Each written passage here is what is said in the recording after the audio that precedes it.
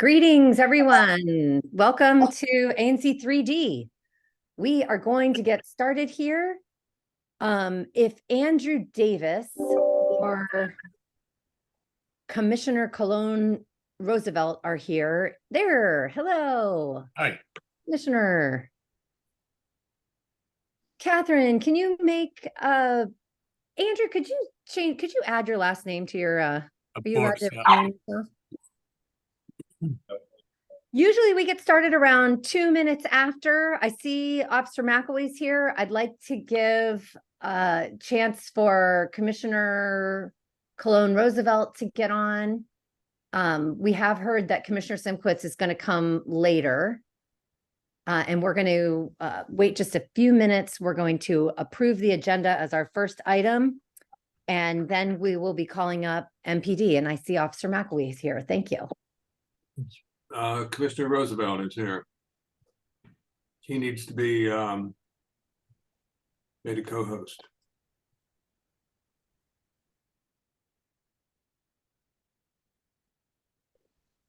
And spotlighted.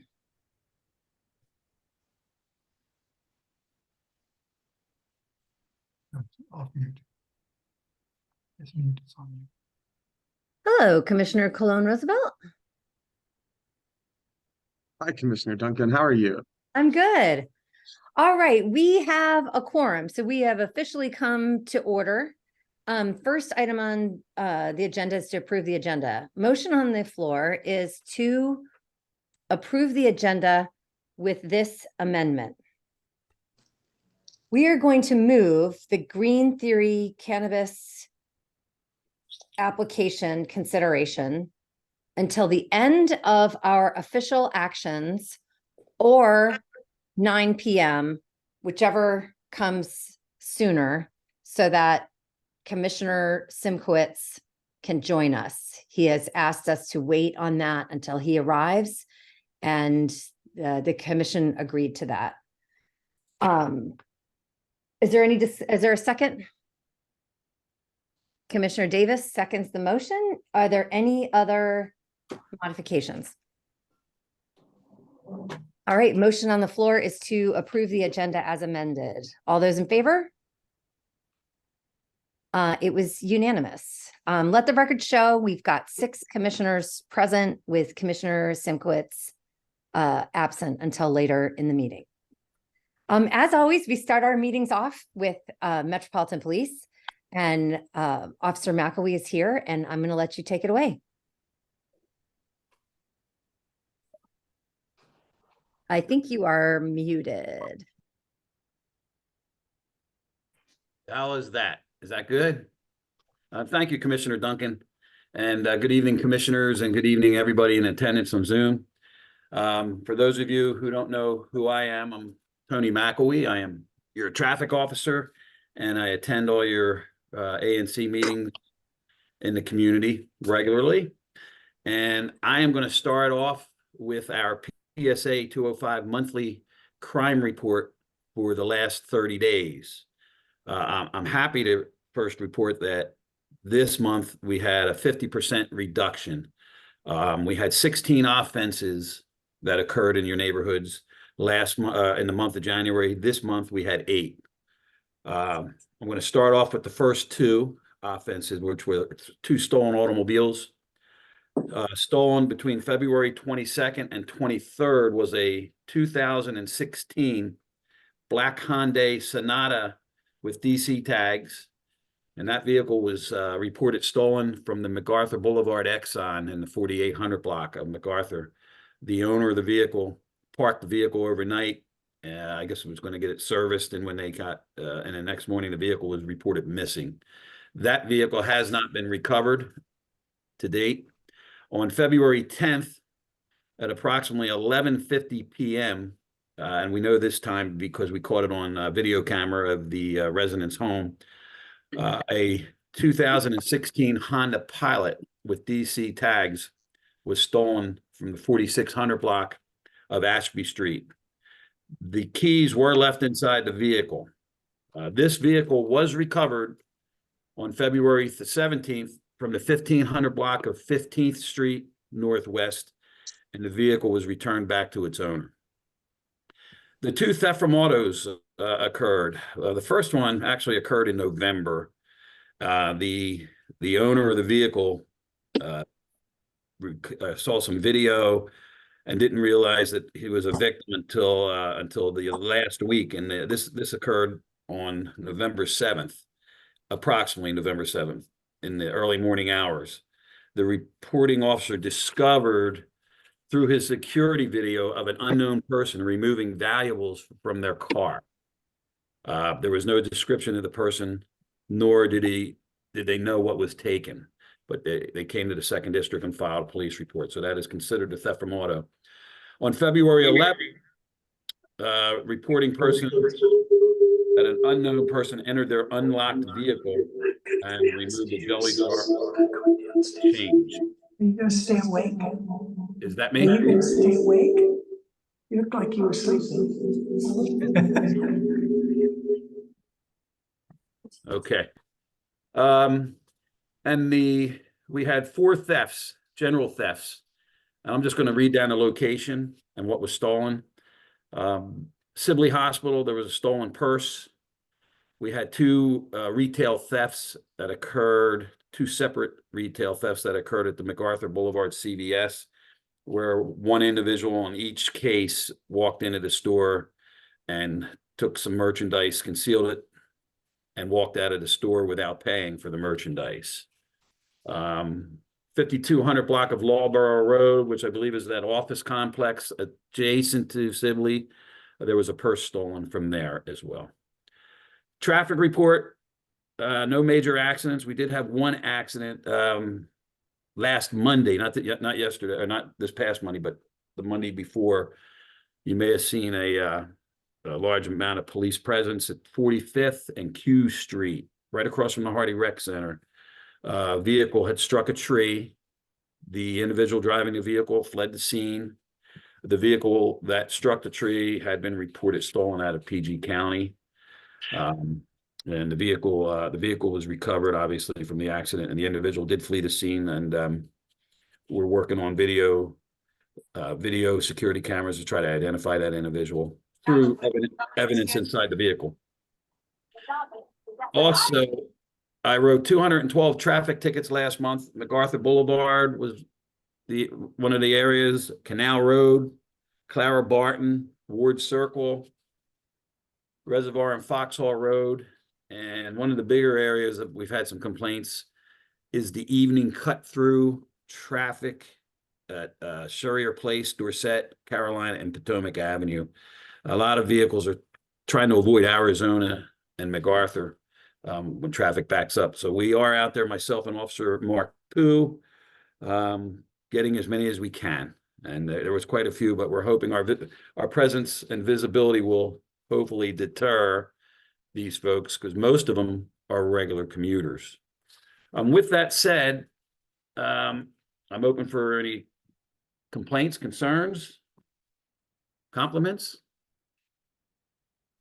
I heard 212 traffic tickets, so don't That say was that you only get.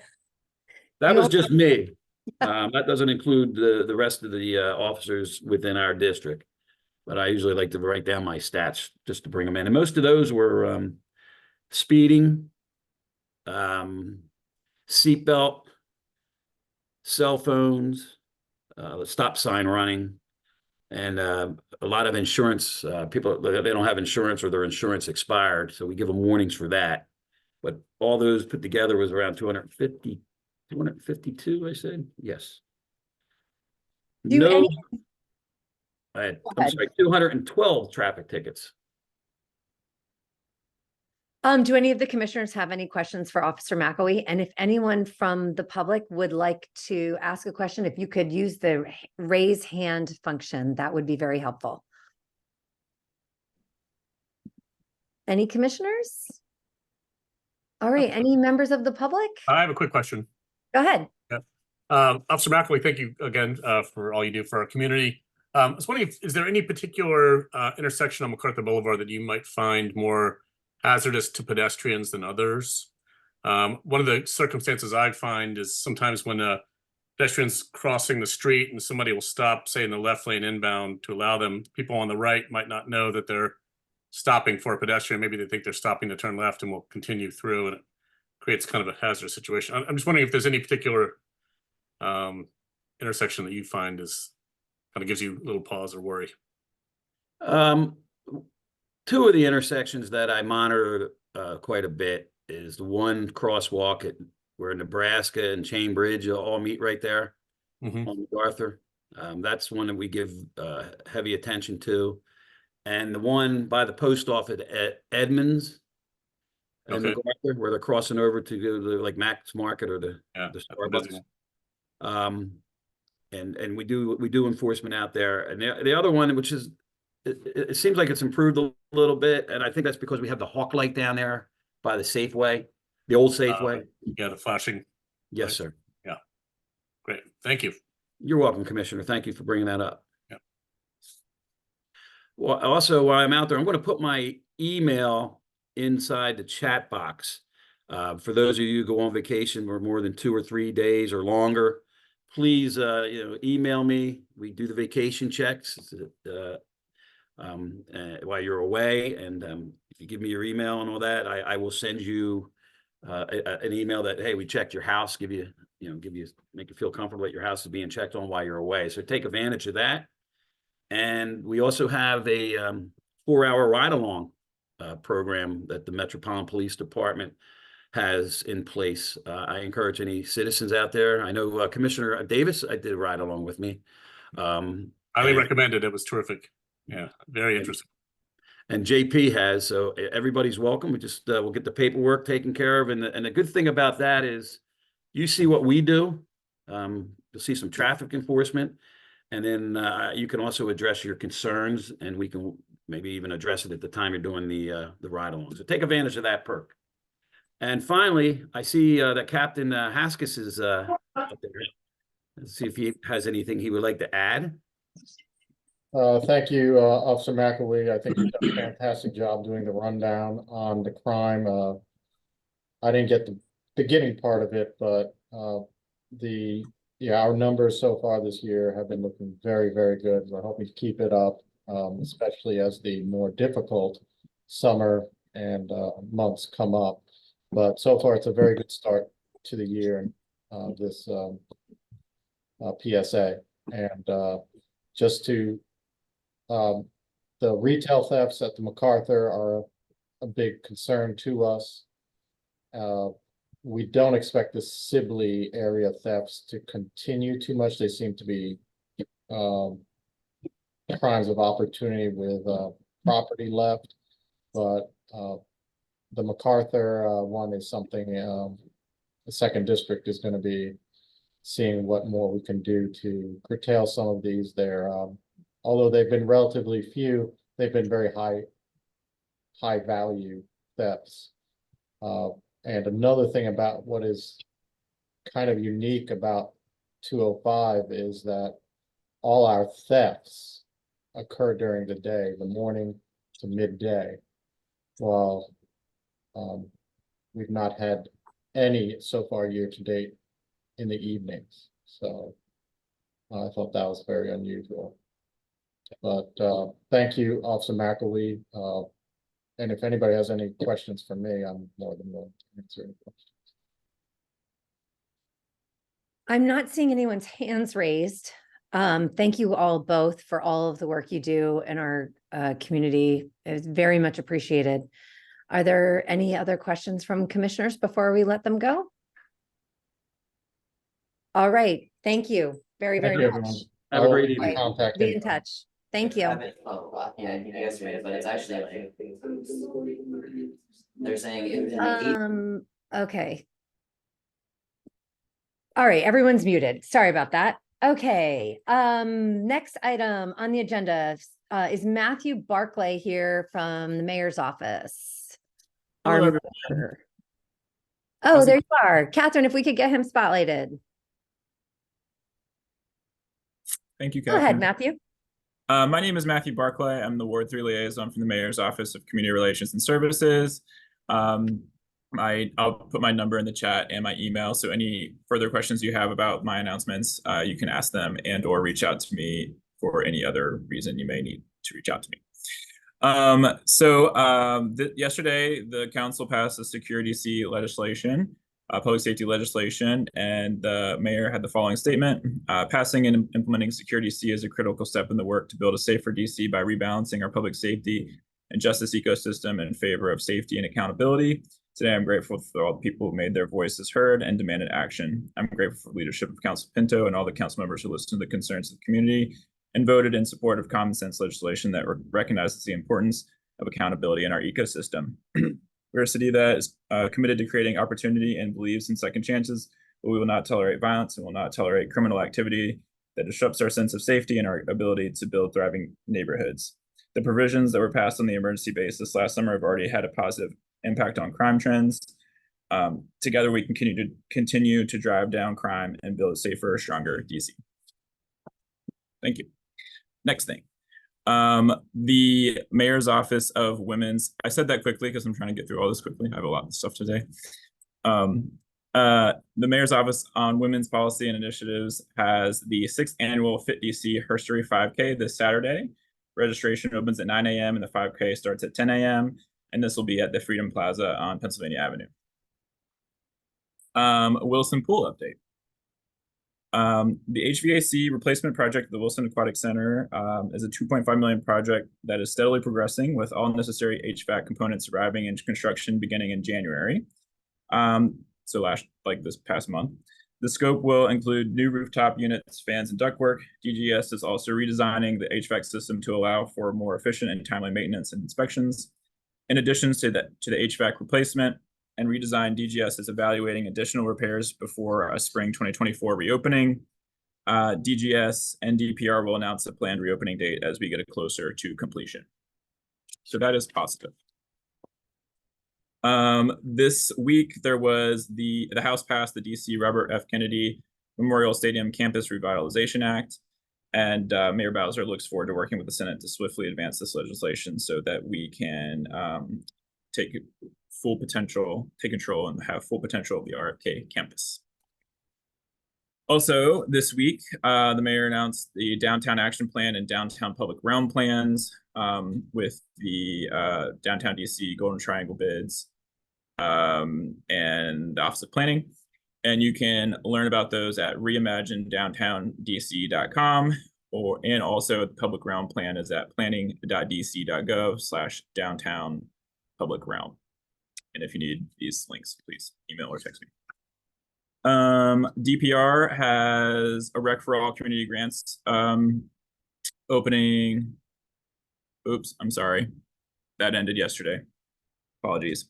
The Department of Employment Services are accepting applications for the 2024 Marion S. Berry Summer Youth Employment Program through Wednesday, March 6th, so today. So if you have somebody that wants to take advantage of the Summer Youth Employment Program, go to summerjobs.dc.gov. And there are some changes to the DC tag program this year, but to accommodate the shift in requirements from FAFSA, the DC tag application is open from March 11th through February,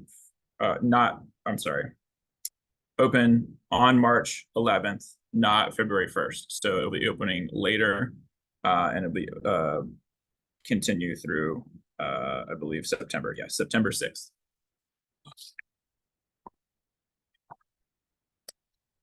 And then also street sweeping started 2 days ago. And that's all I have for today. Do any commissioners have any questions? And if any members of the public have questions, if you could raise your hand. I have a question about the legislation about the RFK Stadium. Mm-hmm.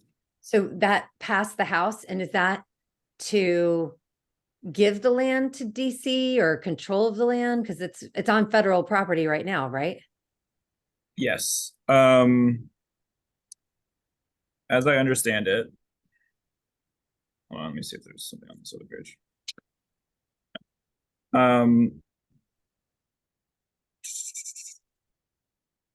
As I understand it, that would be giving control over to the district. Okay, But let me confirm that and I'll get back to you. okay. That's how I understand it. I don't see any other questions, so thank you. And if you want to drop something in the chat, you're feel free, and we encourage you to stay on today if you can. For sure. Thank you. All right. Thank you, Mr. Barclay. Up next, we have someone from Councilmember Matt Freeman's office, Taylor Cogen, I believe is here. Yeah. Hi there. Hi, if we can get her spotlighted, Catherine, thank you. Thanks. Hi, welcome. Thanks. I'm Taylor Cogan. I'm the communications director for Councilmember Freeman. So luckily going after Barclay, I can skip over a lot of things that he went through. But I will say that we have an upcoming workday in the ward. The council members holding these every third Thursdays of the month. Those are all day events, about 8 a.m. to 5 p.m. where our office is there. The council member there is there in the morning. We have different agencies and departments there throughout the day. And then this month's will be Thursday, March 28th at the Compass on Massachusetts in Spring Valley. Another thing that has come up, the council member is getting a number of calls and emails about WMATA's survey because it mentioned a number of bus routes that could possibly be cut. So this is basically that survey, and that proposal was all based in December before they got commitments from Maryland, Virginia, and DC for more funding. So ideally they will not, I mean, they are not going forward with those major cuts. They just basically have to present the worst case scenario to people in order to move forward. So the council member was in the oversight hearing with Randy Clark of WMATA, and it's kind of convoluted and complicated, but I hope everyone was able to do the survey that concluded yesterday. But if you have any concerns, feel free to reach out to our office. And I think that's pretty much all I have update wise. Like I said, there were a number of things that I had on my list that were tackled before me. So I'm here for any questions, and I'll stick around for the meeting as well. I'm sorry, I mispronounced your last name. It's Cogan, not Cogen. No worries. Thank you. Do any of the commissioners have any questions? I would like to highlight the workday in the ward on March 28th is the first one within our ANC. It'll be down there in Spring Valley, so that's a big deal. Great. Okay, I do not see any hands up from the public, so we are going to move on. I do not believe I see Christian Pinheiro from DDOT. But Christian, if you're here, unmute. Otherwise, I'm going to move on, and we are going to our higher ed institutions. And I believe we have a new person from American University, Laura Fuchs. I think I saw your name here. If you could turn on your camera, we can get you spotlighted. And I didn't know if you also had Glenn Coleman with you or not. It's Laura Marks. Laura Marks. So Laura Marks. Laura Fuchs is another person that I happen to know. My apologies. Sorry. And I know Laura too, so I'm Okay. I am only flattered. Well, I don't know. Oh, actually, I know her from Twitter now that you mentioned it. Totally different person. Sorry. I think Gwen's here as well. I don't have anything really to share other than I am brand new at American University, and I'm in the role Corey Peterson was in, AVP for Community and Government Relations. I will drop my email in the chat. So please reach out if Gwen or I can be of any assistance. We're also going to be stopping by the workday in the ward. So if you all will be there, come say hi to us as well. And to Quentin, I'm just Henry's mom. Commissioner Cologne Roosevelt. I was gonna ask. I was like, I'm pretty sure I recognize that name. Yeah, my son just graduated from Jackson Reed last year, and I have my daughter's a junior there. So also a Word 3 education parent. Excellent. And I'm sorry I got the name confused. Hello, Miss Coleman, once again, good to see you. And welcome to Definitely 3D. shrunk. Okay. Just not the wrong- Okay, moving on. Is there anyone here from GW? Is Kevin Days here? I know you're on the agenda, but if you had some announcements outside of the agenda item, you're welcome to speak. I am here and I do not have any announcements outside of the latter. Okay, thank you So very I'll much. switch to there and give you back some time. That sounds great. Thank you. And then is Corey Peterson here from Georgetown? Corey's not here, but I'm representing him on behalf of the university. Oh, hi, how are you? I'm doing well. I just want to introduce myself real quick. I've worked with Gwen in the past. I'm Eric Castro. I'm the community engagement manager at Georgetown University's community engagement office. So I work closely with Corey Peterson now. He is now my boss. No big updates on our end at the university, but I did want to let everyone know that the university submitted a letter to WMATA based on the bus service changes that they proposed for the upcoming budget year. Great and welcome. I will, if you drop your email in the chat, I will include you on my notifications when I send those out to the representatives ahead of time. Great. Thank you. I'll drop that in chat. And welcome. And I just want everyone to know this whole WMATA thing. We have written a bunch of resolutions over many months about the D6. It is our main bus line here. And we're really keeping an eye on when the budgets come out and the funding. So it is on ANC 3D's radar. We're not gonna let them get rid of that bus line. So don't worry, I guess is what I could say. That is all I have for our big institutions. Are there any, if there's any other local institutions, you're welcome to raise your hand, but I'm going to move on to commissioner updates while we wait for that. I think I'll start backwards this time. Marilyn, you're up. 06. Okay, I don't have much other than to say that I attended the mayor's ANC forum for safer communities this past Saturday. I think her public safety team did a terrific job presenting not only the secure DC bill, but also a number of programs that they are implementing to give us safer streets. City administrator presented some really interesting data about how crime has gone up over time. We all know that, but also mapped multiple variables so we could see sort of some of the things that are happening to put those crime increases in context. And finally, and I know that Officer McElwee talked about how crime is down in 3D, but I should highlight that crime is down citywide by 30% as of March 1st. So we are all super happy for that. And thank you and congratulations to our first responders who are responsible for that and working on that. Mr. Barkley already talked about my favorite subject, the TAG program for college students or rising college students. So a reminder, please do fill out that paperwork if you have a college student headed to a state university or HBCU. And I think that's it for now. Thanks. All right, great. I think up next is Commissioner Horn. Thank you. Everything that I want to talk about is already on the agenda, so I won't bring up anything here.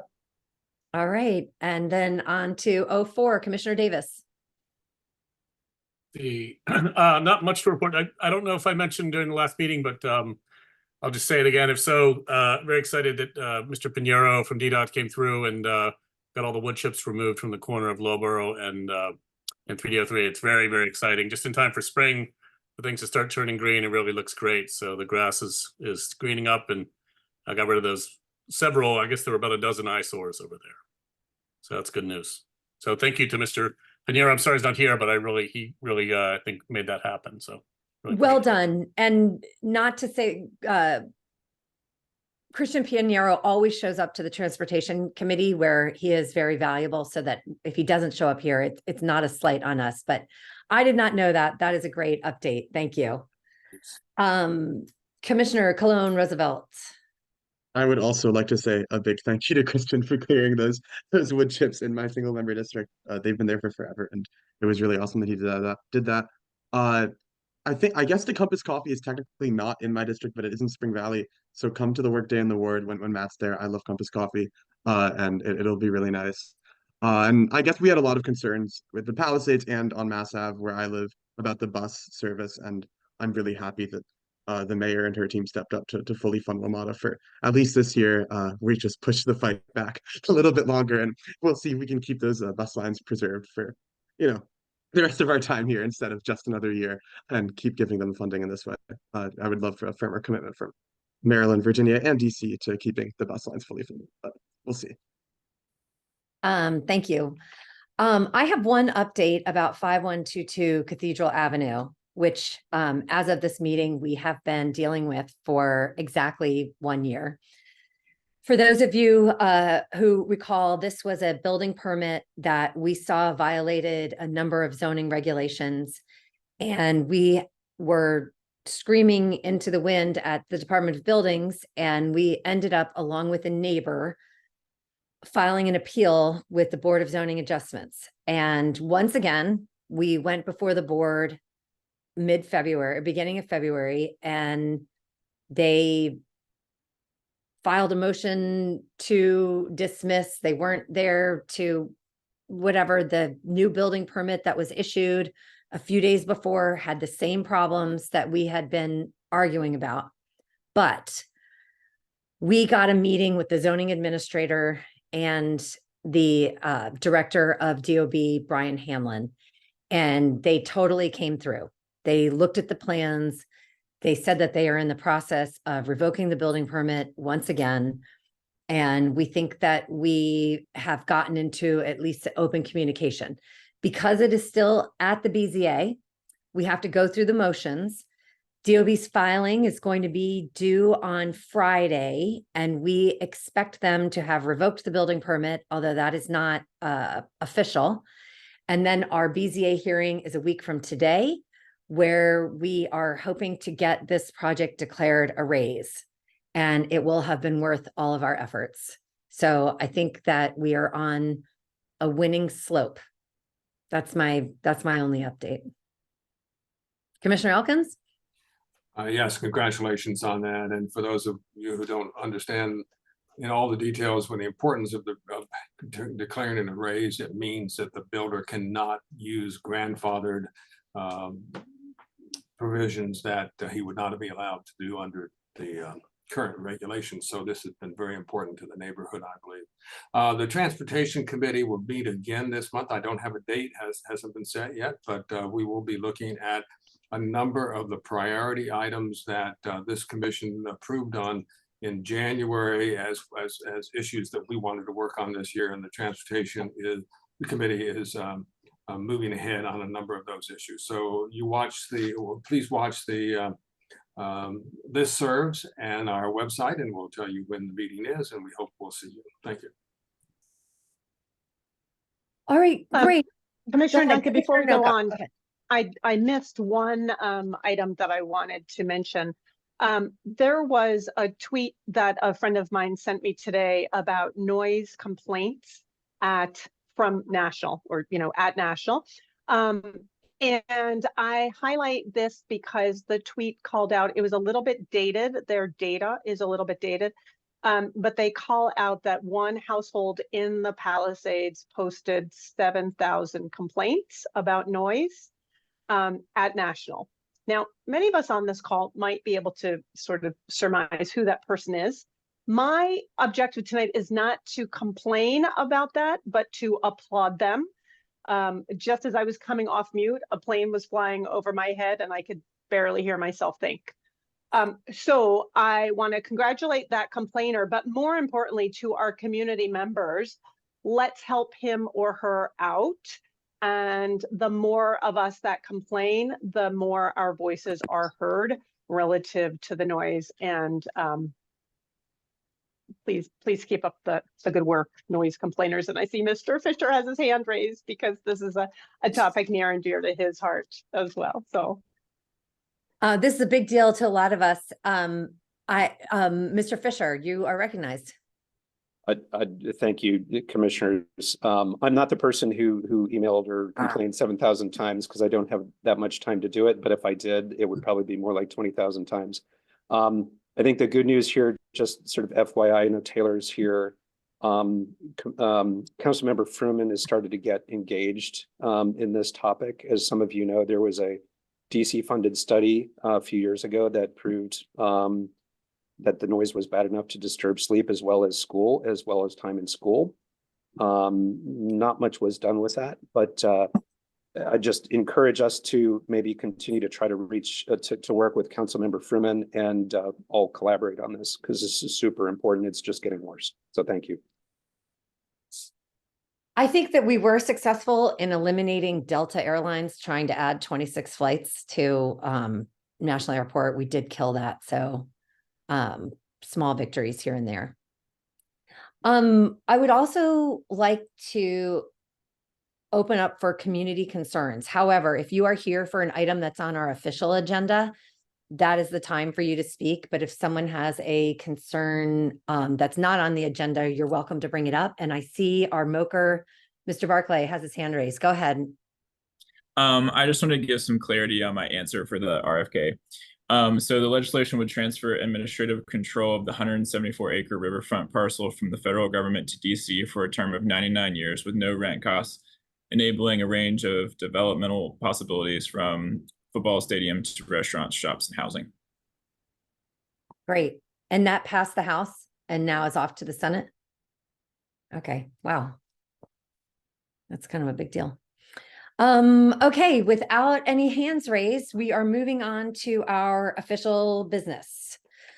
The first item on the agenda, motion on the floor is to approve the BZA application at 5009 Weaver Terrace. Do I have a second? Commissioner Cologne seconds the motion. I don't know if the commissioners had a chance to review this, but does anyone want to see a site plan? Or this is an addition on a odd shaped lot that backs up to an alley, and the addition at its one corner is very close to the property line. It's about 5 feet 9 inches, but then it angles out and goes away from the property line, and that closeness is behind a 20-foot alley, and the neighbors behind have signed off on it for the applicant towards the BZA. I have met and walked the site. There's another area of relief where part of the addition comes very close to their existing carport, and that needs a little relief there too for some existing conditions. I see no problems with it at all. Does anyone have any questions? All right, motion on the floor is to approve the BZ application at 5009 Weaver Terrace. All those in favor? Opposed? Did Chuck, did you vote? Madam Chairman, I'm frozen, I think, but yes, I vote in favor. Okay, great. Thank you. Unanimous with one commissioner absent. Next item up on the agenda is the Marine Corps Marathon route. This was brought to us very late, but I'm going to make a motion that the motion on the floor is to approve this route that we can show now that has no changes from last year. Is there a second? Commissioner Davis seconds the motion. There is a representative here, Mr. Charlie Haar, I think, is with us. If you could just be available for some questions.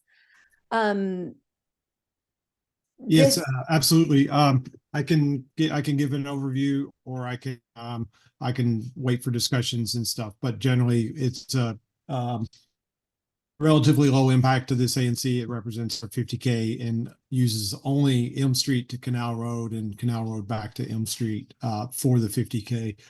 We love being part of the ANC. We know the ANC probably loves us just as much or more than more. I can go into depth or I can stand by for questions and stuff. So yeah, just seeking a letter of support to the Mayor's Special Event Task Group. So I did want to tell people what day it is. It is Sunday, October 29th. And it looks like Canal Road from Key Bridge to Arizona Avenue will be shut down approximately 6 a.m. to 10 a.m. to accommodate the 50K. yes, ma'am. Do any of the commissioners have any questions? All right, motion on the floor is to approve the Marine Corps Marathon 50K route through our ANC. All those in favor? Let the record show it passes unanimously. Thank you for coming, and I will get the signed resolution to you within 2 days. Okay, thank you. If you Okay, need great. if you need anything, let me know. All right, thank you very much. Next on the agenda is the Trammell Crow holiday hour extensions. Commissioner Horn, did you want to do this one?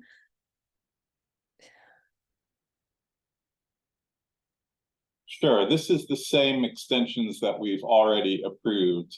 And we're hoping that we're getting near the finish line. So these are sort of extended holiday hours. They don't actually work on the holidays. It's just around the times extending after sort of the 12 p.m. hour.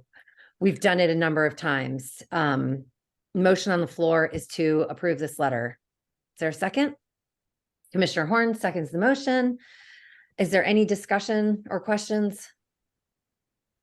All right, all those in favor of the Trammell Crow holiday hour extension, let the record show it's unanimous with one commissioner. I don't think Commissioner Horn can't second. One of us should have seconded because I think it was his motion. So I think I'll But I second think, it. okay. Commissioner Cologne Roosevelt seconds that one. Thank you. Next up, I'm going to hand this over to Commissioner Elkins to talk about BZA application at 3210 45th Street.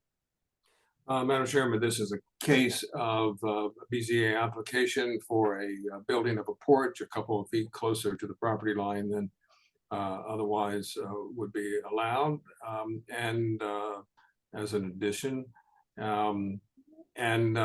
It happens to be right next to my property, so I've looked at it very carefully. And the procedures are that unless we protest, it will just simply go through, and I recommend that we do not raise any objection. So I move that we approve an action to take no action. I'll second that. Do any commissioners have any questions for Commissioner Elkins? All right, motion on the floor is to approve taking no action on the BZA application at 3210 45th Street. All those in favor? All right, passes unanimously with one absent. Next up is a letter to the Zoning Commission about the Wesley Seminary. Again, I'm going to hand it over to you, Commissioner Elkins. Thank you. We have a letter here that asks for two different items, and I would ask for a second so we can discuss it. I'll second. This Wesley Seminary matter has been before us a number of times, and they are going back to the Zoning Commission now with what's called a text amendment. They are scheduled to do that on the 11th of March. And that would be, of course, after this meeting, and we would not be able to comment on it officially because the comment period would close on the following Monday. And so this letter, first of all, asks the Zoning Commission, since they are only meeting to consider all this on the 11th of April, to go on and give us the opportunity to comment on what Wesley actually submits. And that we would do that at our April meeting. So the first recommendation to the zoning commission is that they give us permission to comment after our April meeting. And secondly, while they're at it, they might as well give Wesley a little bit more time to submit because they are in active negotiation with our sister ANC 3E with regard in particular to parking and affordable housing, and also discussing with the rest of the neighbors about the parking issue. So I think there's general agreement in the neighborhood that it would be helpful to have them have as much time as they could. So that's the first request in this letter.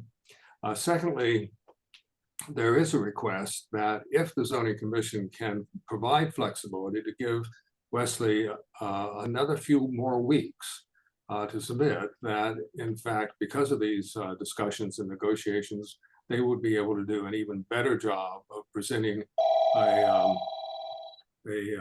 proposal that would in fact be approved. Please excuse my phone. I'm not able to turn it off. The second proposal then is to extend this filing date for Wesley by several weeks, with the hope that the zoning commission would provide them that flexibility. We are not in this letter commenting at all on the merits of the Wesley case, although we have in the past. And I think maybe as part of my motion, I would also recommend, Madam Chairman, that you be given the authority to write, if in fact the zoning commission does not grant any of these extensions, that you be given permission to comment on behalf of the commission about the substance of the Wesley submission to the extent that it is consistent with letters that this ANC has approved in the past on this matter. If there are other aspects of the case, Madam Chairman, since this is your single member district, that you would like to add with regard to the motion, we can do that as a friendly amendment. But my motion is that we approve this letter and that we authorize the chair to speak on behalf of the full commission, consistent with previous letters that we have sent to the zoning commission on this case. I can't remember if it's been seconded. I'm going to second that. Do any of the commissioners have any comments on this? The letter is basically asking the zoning commission to accommodate our meeting schedule and to push out this date so that details can get settled. But there's a chance they could say no. So it would authorize me. I think there is now, I'm remembering now, Madam Chairman, there is one aspect of this that has not come before this commission so directly that perhaps they would be, our commission would be willing to authorize you to speak. And that is that the Wesley is considering with ANC 3E a contribution of in the order of $6 to $8 million into affordable housing elsewhere in Ward 3 as a substitute for having affordable housing on the campus. Wesley would like to have the affordable housing on the campus, but there are all kinds of legal issues about doing that in the student dormitory, and people have raised these issues, and it is cleaner for them to, in consultation with 3E, to support affordable housing elsewhere in Ward 3. And so I would, maybe if I could amend my resolution here to suggest that you be authorized to make general comments with regard to support of affordable housing contributions by Wesley in a way that's appropriate under the law. This is something new. Do any of the commissioners have questions about this? 3E basically came and said they didn't want student affordable housing because they don't think it necessarily benefits DC residents, and it is something that student housing is generally exempt. And so they have come up with this idea to put money in a fund that would fund IZ housing somewhere else in Ward 3. I think that the location that I read about from 3E was in the former Super Fresh location, just to give people a sense of where those IZ units would be located. So that is not quite accurate in the fact that nobody has talked to Valor and what kind of changes they might need to make to their PUD to do that. But that is a desire I know of ANC 3E. I would like to see it over there. This is the Valor site that's across Massachusetts Avenue. But that I would say is absolutely not a done deal because there's parties involved and other people's processes and zoning applications involved that we are out of our control. Madam Chair, this is an example of where the deal is not yet done and why further time might be very valuable. And I certainly agree with Commissioner Nowak that it would be very desirable to have it at Valor, and perhaps some of those conversations could take place if they give Wesley more time.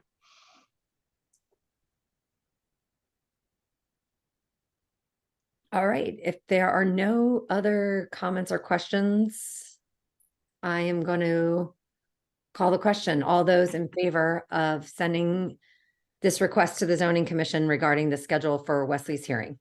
All those in favor? And I think it's yes, two parts, and yes. also giving Commissioner Duncan latitude to testify if called, right? So, or to write a letter, or to write a letter. Okay.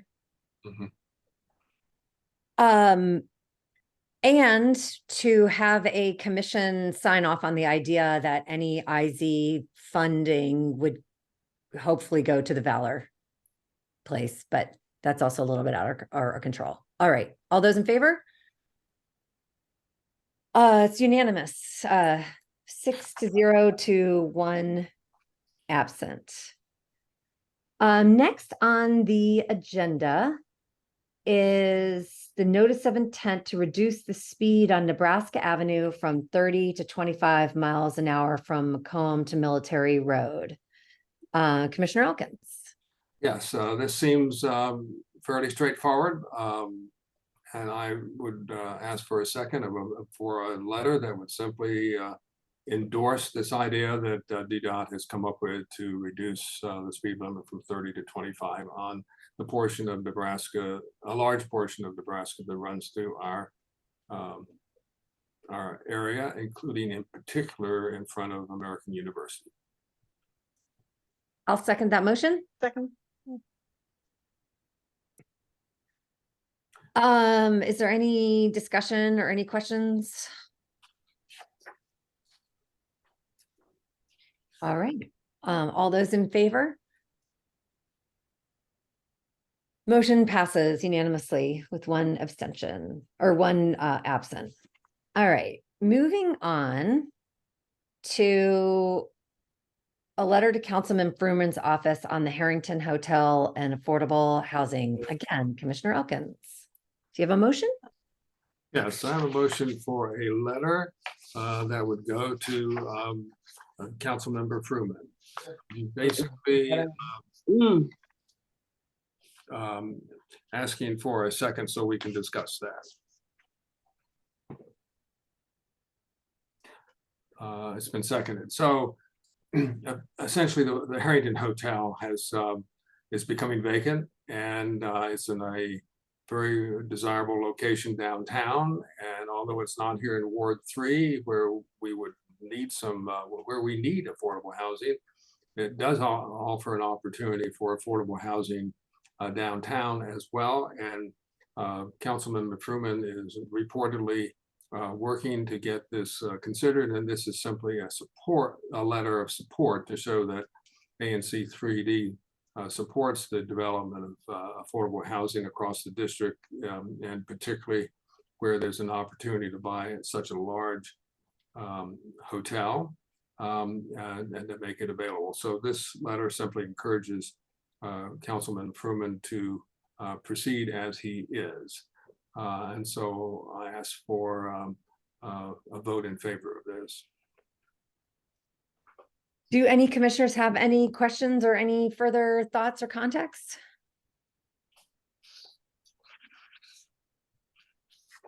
All right, I'll go ahead, Commissioner Cologne Roosevelt. I'm noticing on the agenda, we were going to talk about the curb cuts in the official act. I think we skipped over it. So if we could do that next.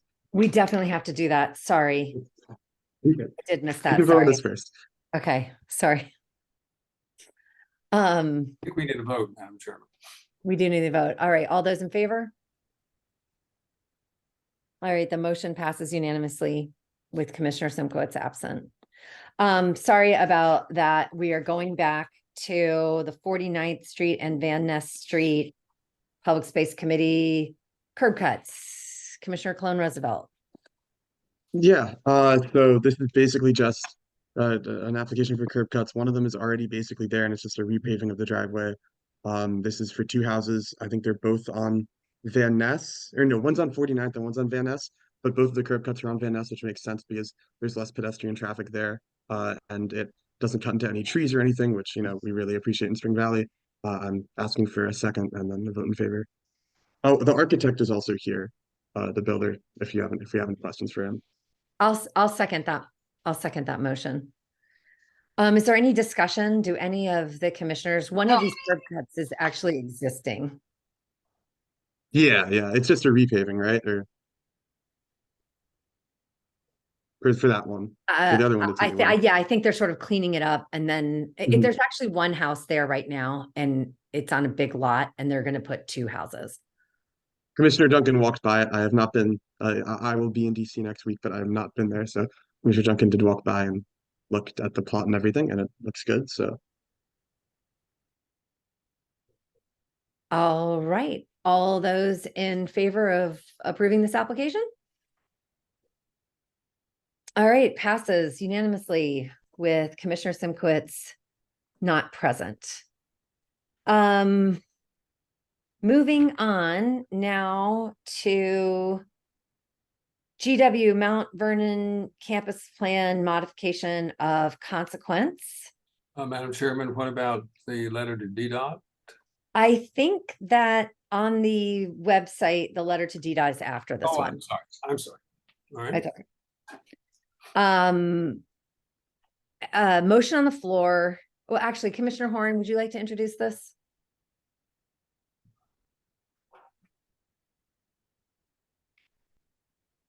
I think you're still muted. Thank you. I think we should put a motion on the floor, which is to approve the letter for in favor of the GW campus change in the lighting of the softball field. I'll second that. Okay, so there's this softball field that's at the corner of Whitehaven and Foxhall inside the campus. And it has lighting already, but the NCAA requires certain lighting that they don't have, so that in order to qualify for NCAA games at that field, they need to erect a couple of lights. And this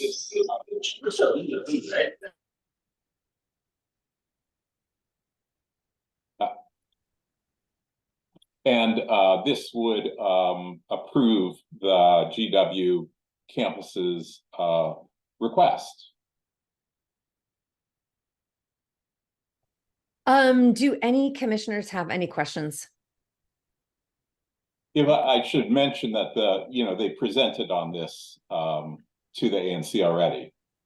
That was going to be my question. Was I having deja vu on this topic? Because I feel like we already voted on this. Did we not vote on it, Commissioner Horn, when they presented? No, we didn't vote. We just listened to a presentation. Yeah. Okay. I Thank see you. a member of the public's hands raised. Mr. Aronson, did you want to comment? Absolutely. My name is Adam Aronson. I'm with George Washington University. I just wanted to clarify Commissioner Horn's statement. The lighting is not in place right now. Our campus plan calls for 4 lights, and we're seeking a modification to add 2 more to make it a total of 6. So just wanted to clarify that. Okay, and this is a modification of consequence, so the zoning commission will just approve it or not. Okay, so we're going to be sending in a letter to the zoning commission. The saying zoning that- commission. Okay, yeah. All right, are we ready to call? Actually, Mr. Days, go ahead. No, I literally just wanted to say we did present on this last week. We could talk to you through the process. It's a very minor modification. We've done at last meeting, we received a question about additional public outreach, and we did do some additional public outreach. And I just wanted to get that on the record that we did talk to our neighbors. We put it in our newsletter. We reached out to Stephen Gardner, who played an important role in representing the community when we negotiated this plan, and he voiced no objection. So I wanted to be clear that we had some questions from last month and that we attempted to address those questions and are ready to seek your approval. So that's it. Excellent, thank you. I'm ready to call the question. All those in favor of approving this modification of consequence? All those opposed? Passes unanimously with Commissioner Simkowitz not present.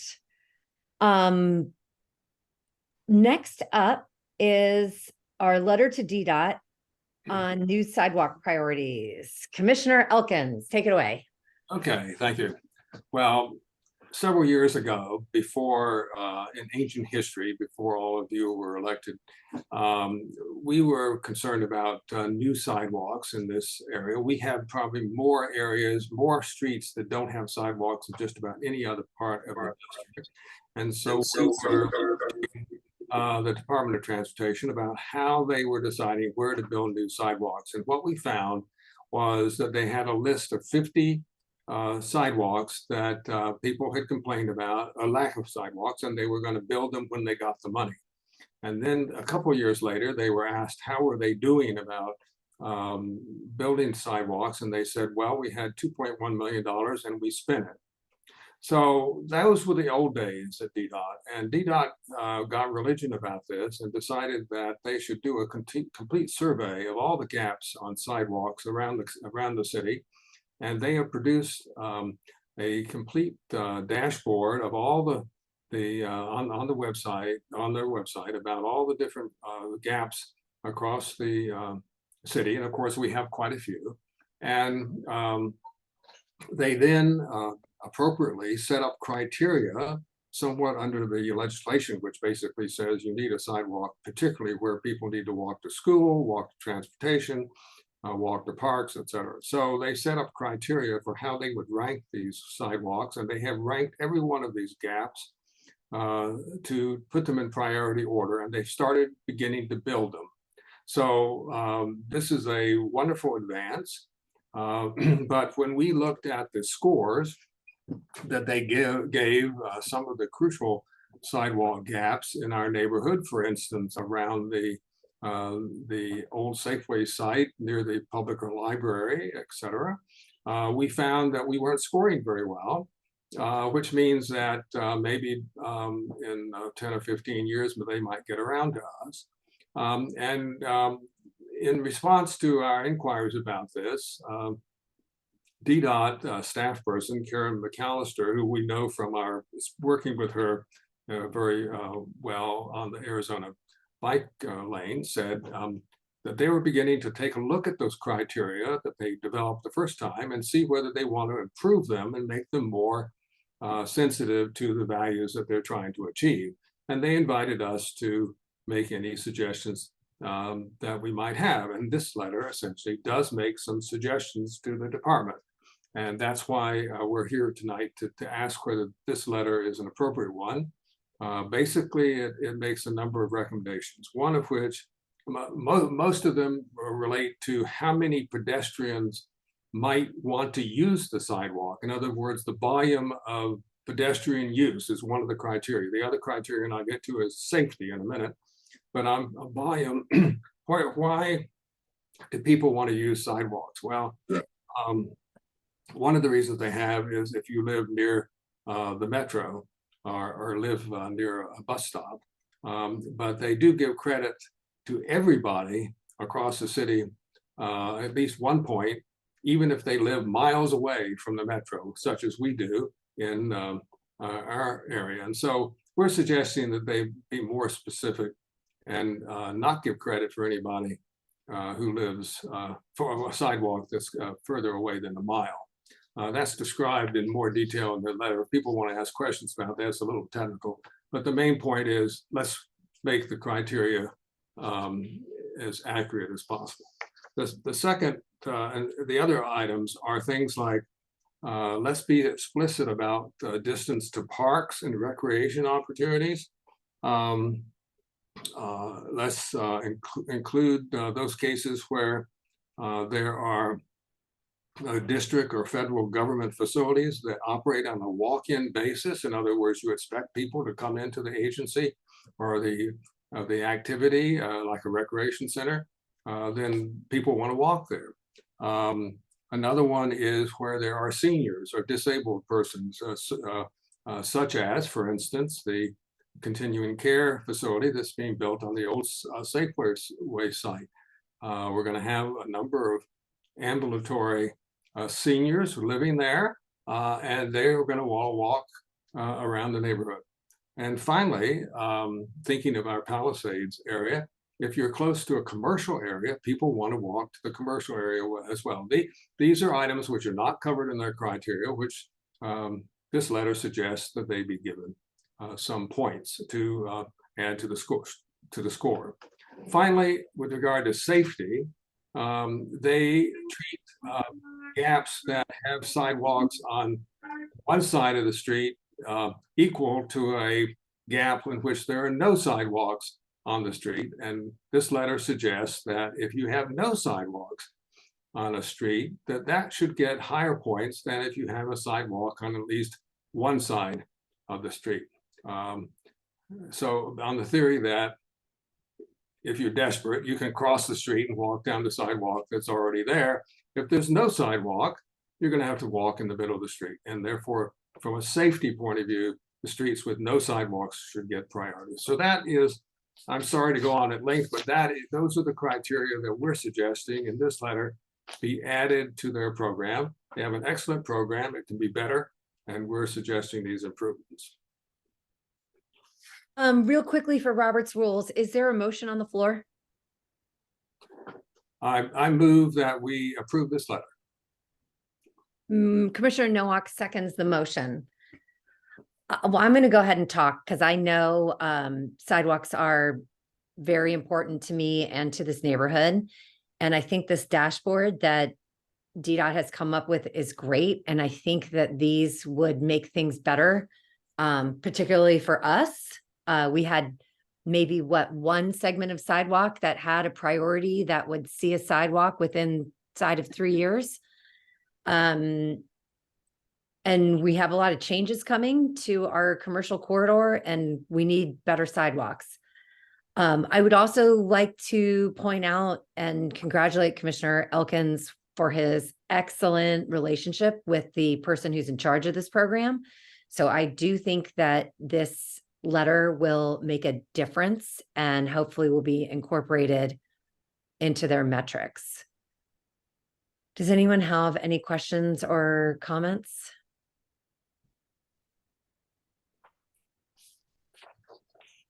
Did any members of the public want to say anything? Lisa DeBow has said in the chat, thank you for all your work on this, Commissioner Elkins. Well, she's been a real leader, has encouraged me in a very positive way to keep pushing on new sidewalks. So I thank her for her work on that. Yes, thank you. And just before we go, on the dashboard, the one segment of sidewalk that they're giving a priority, I believe is on MacArthur Boulevard. That the one segment where there's no sidewalk from about Manning all the way to the corner of Loughborough as you head to the hospital. The sidewalk just ends. It's where the sidewalk ends. And they are saying they want to extend that all the way to Sibley, and that is what has the highest priority in all of our ANC. So we disagree, but here we are. Without further ado, all those in favor of sending this letter? It is unanimous, 6-0 with Commissioner Simkowitz not present. Okay. I have this. Okay, so first of all, I would just like to tell members of the public, this is the fastest meeting we've ever had. It could be because we did not have a speaker who wanted to come talk this month, which usually takes up a lot of time. And normally we would be discussing the Green Theory dispensary. However, and if someone tells me I can't do this, please let me know. Commissioner Simkowitz very much wanted to be here for the discussion of the dispensary. So I am inclined to go through these last items of commission business and then return to Green Theory. But I don't know if I'm allowed to do that under Robert's rules. Am I allowed to do that? I think you need to make a motion to amend the agenda again in order to move the commission business up, and then we can handle that and then revert back to the Green Theory stuff. Motion on the floor is to amend the agenda where we will conduct our commission business and then return to Green Theory to give Commissioner Simkowitz time to get into the meeting. Do I have a second? Second. Commissioner Nowak. Is there a discussion? Does anyone? Just a question. Did Commissioner Simkowitz say what the is it like a hard thing at 9, or should we like text him and be like, hey, we went through way too fast? I don't think we Do you should think he wait could until come 9 earlier? o'clock. Should we be Because clear about that, I don't Commissioner think we can Duncan? make Like, it till 9 o'clock, to be honest. no, without I going think over that it. this is I don't 10 think we're- minutes yeah. worth of Yeah. commission business, right? I agree. I have sent him a text and I told Okay. him that we are flying through the agenda and if he could get on here before 9. He did tell me 9 o'clock twice today. So I Okay. don't know exactly what he has going on, but I have a feeling that if we wait and get through our other business, we might still be talking about it and he'll be here for the vote. Yeah. All right. He would very much like to give a statement, and I would like to give him the opportunity to do that. Okay. All those in favor of the amended agenda? All right. Passes unanimously with Commissioner Simkowitz not present. Okay. We have a new administrator for the ANC. Her name is Catherine Blakely. She has been running this meeting behind the scenes. We signed a training contract that was very limited that we could do under our bylaws, and we would like to approve that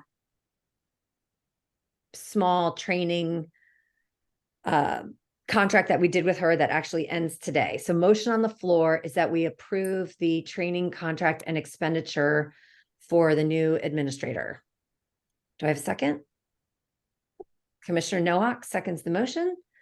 Is there any discussion around that?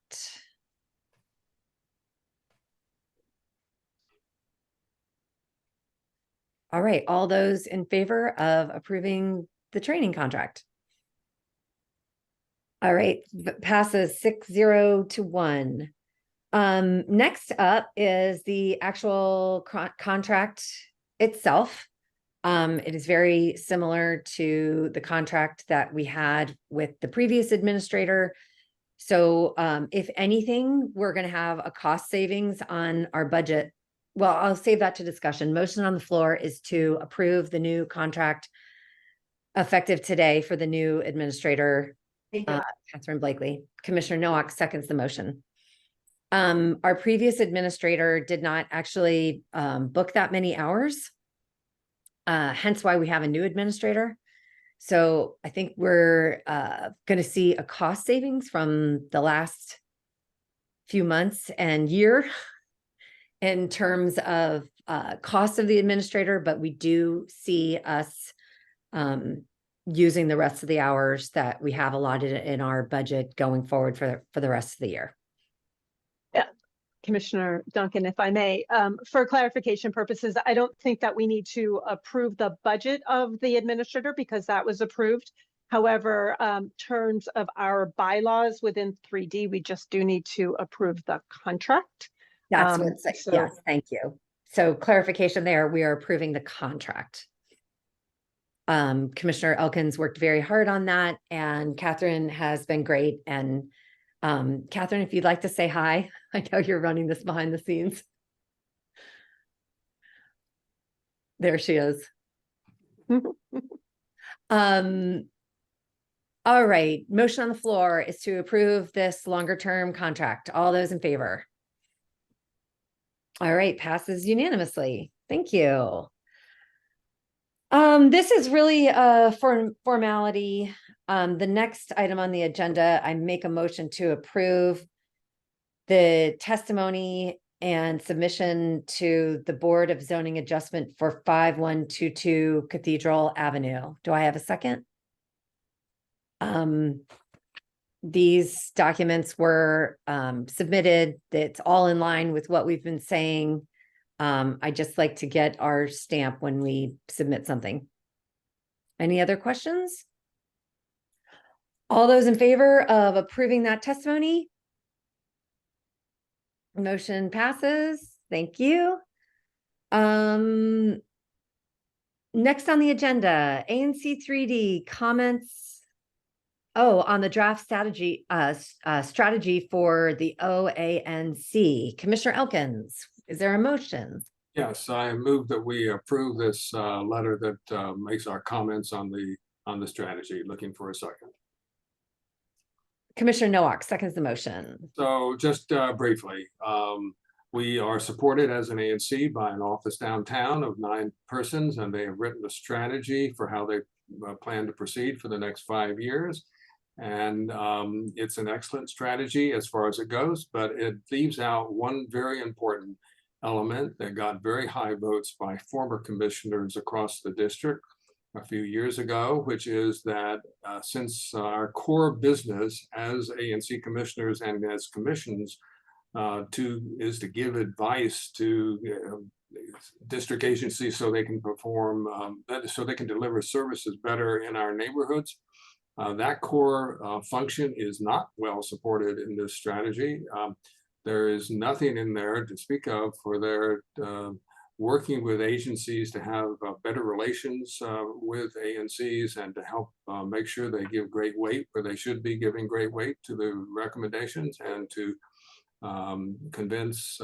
persuade rather district agencies by working with ANCs, they can in fact advance their mission. So this letter recommends that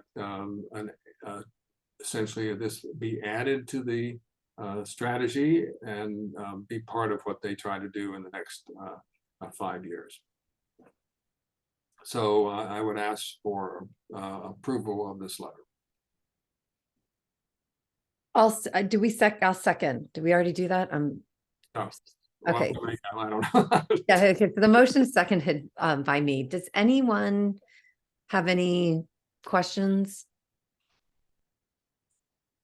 I have a comment. Again, just a lot of work goes into this, and Commissioner Elkins does a lot of work that helps and benefits the entire city and sits on a lot of commissions, and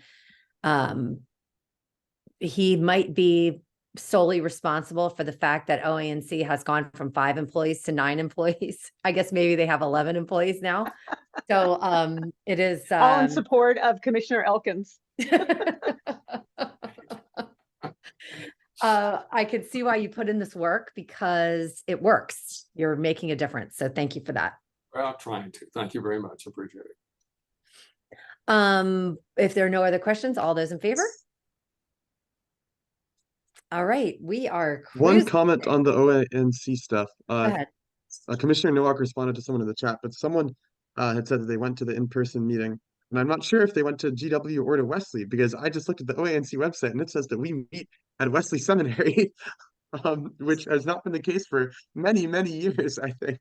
Yes, yes. So that tells you about our ability to update the ANC site, because I'm not even sure that that page is hosted by OANC. I think that there is a webmaster for all of dc.gov. But that is out of date. Okay, and I would just like to say the member of the public who's here, it's only listed as Kyle. So sorry for using your first name, but I would just like to say I'm sorry that you went to that location. We are required by law to notice our meetings in 4 locations, and we use our website, Nextdoor, the Palisades listserv, and the FCCA listserv. And we try to announce ahead of time if we're doing hybrid or in person. And we have not been successful with getting people to come to the meetings. Perhaps this would have been different this time, but we had talked about doing this virtually a long time ago. We meet in a place that gets very cold after a certain hour. So perhaps we'll start trying to do some in-person meetings again. We'll try again. All those in,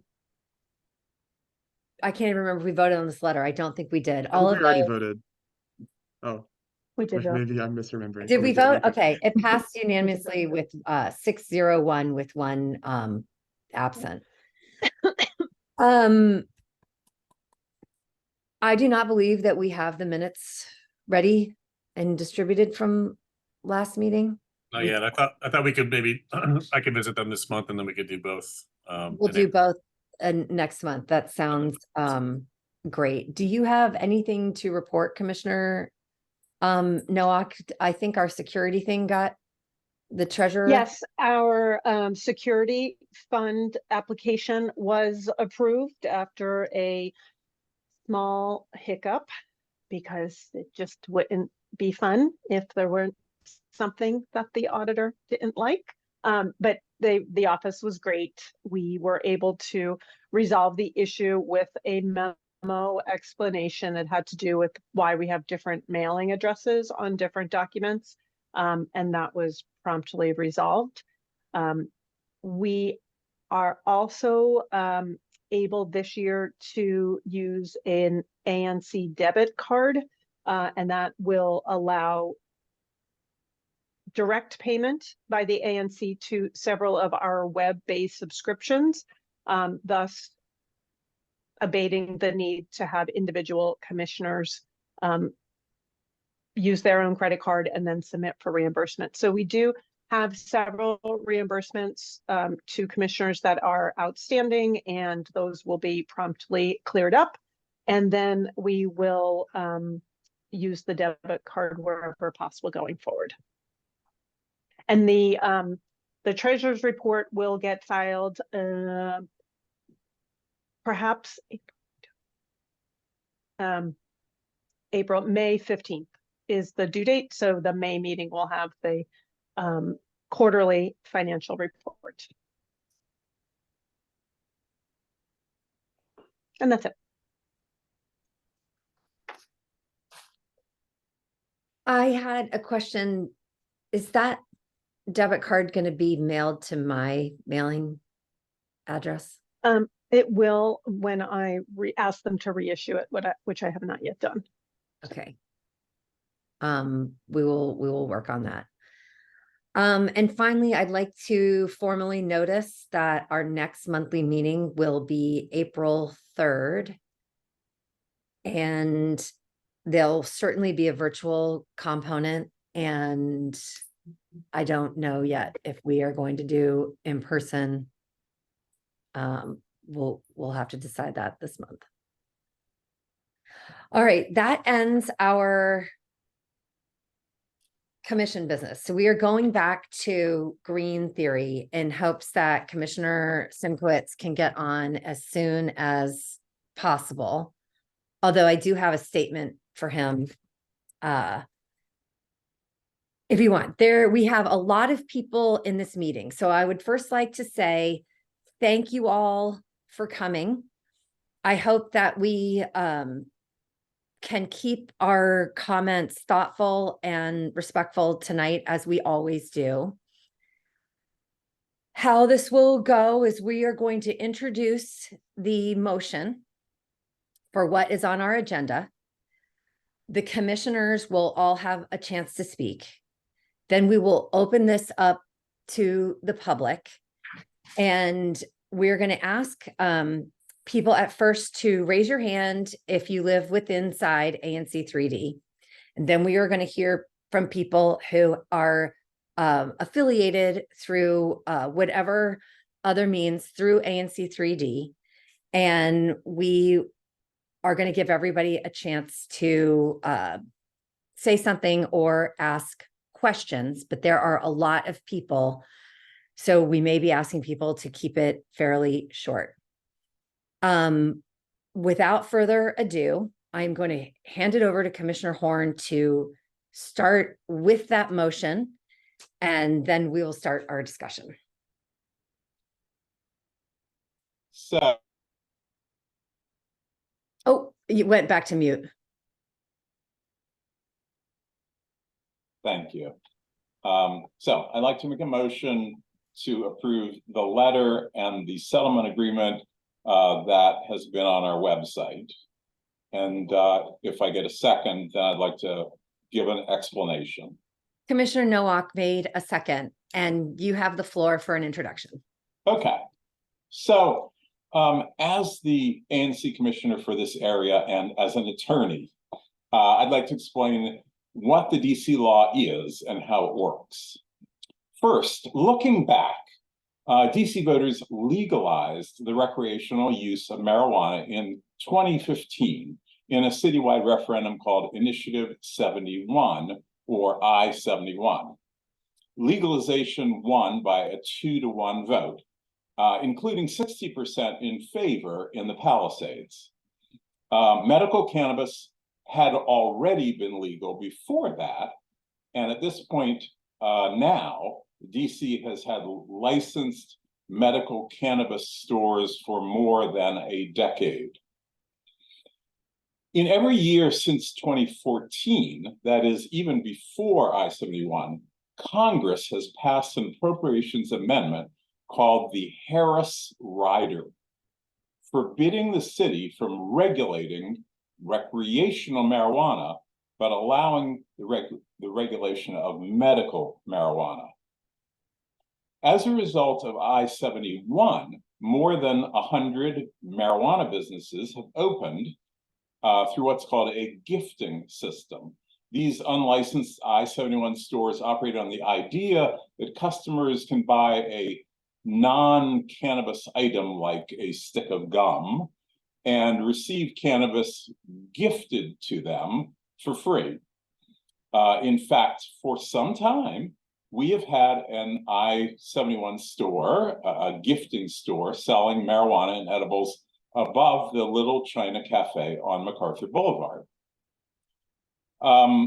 So looking to close down the I-71 stores, the mayor and city council needed a process that complies with both the congressional restriction on one hand and Initiative 71 on the other, which really restricts them. So the city enacted legislation last year, which is designed to open, frankly, a lot of licensed medical cannabis stores in order to close down a lot of unlicensed gifting stores. And in fact, our local gifting store closed last weekend. And I think it's fair to say it was closed because of green theory and a proactive landlord siding with green theory. So how does this new legislation regulate medical cannabis stores? It does it through the same agency that regulates liquor.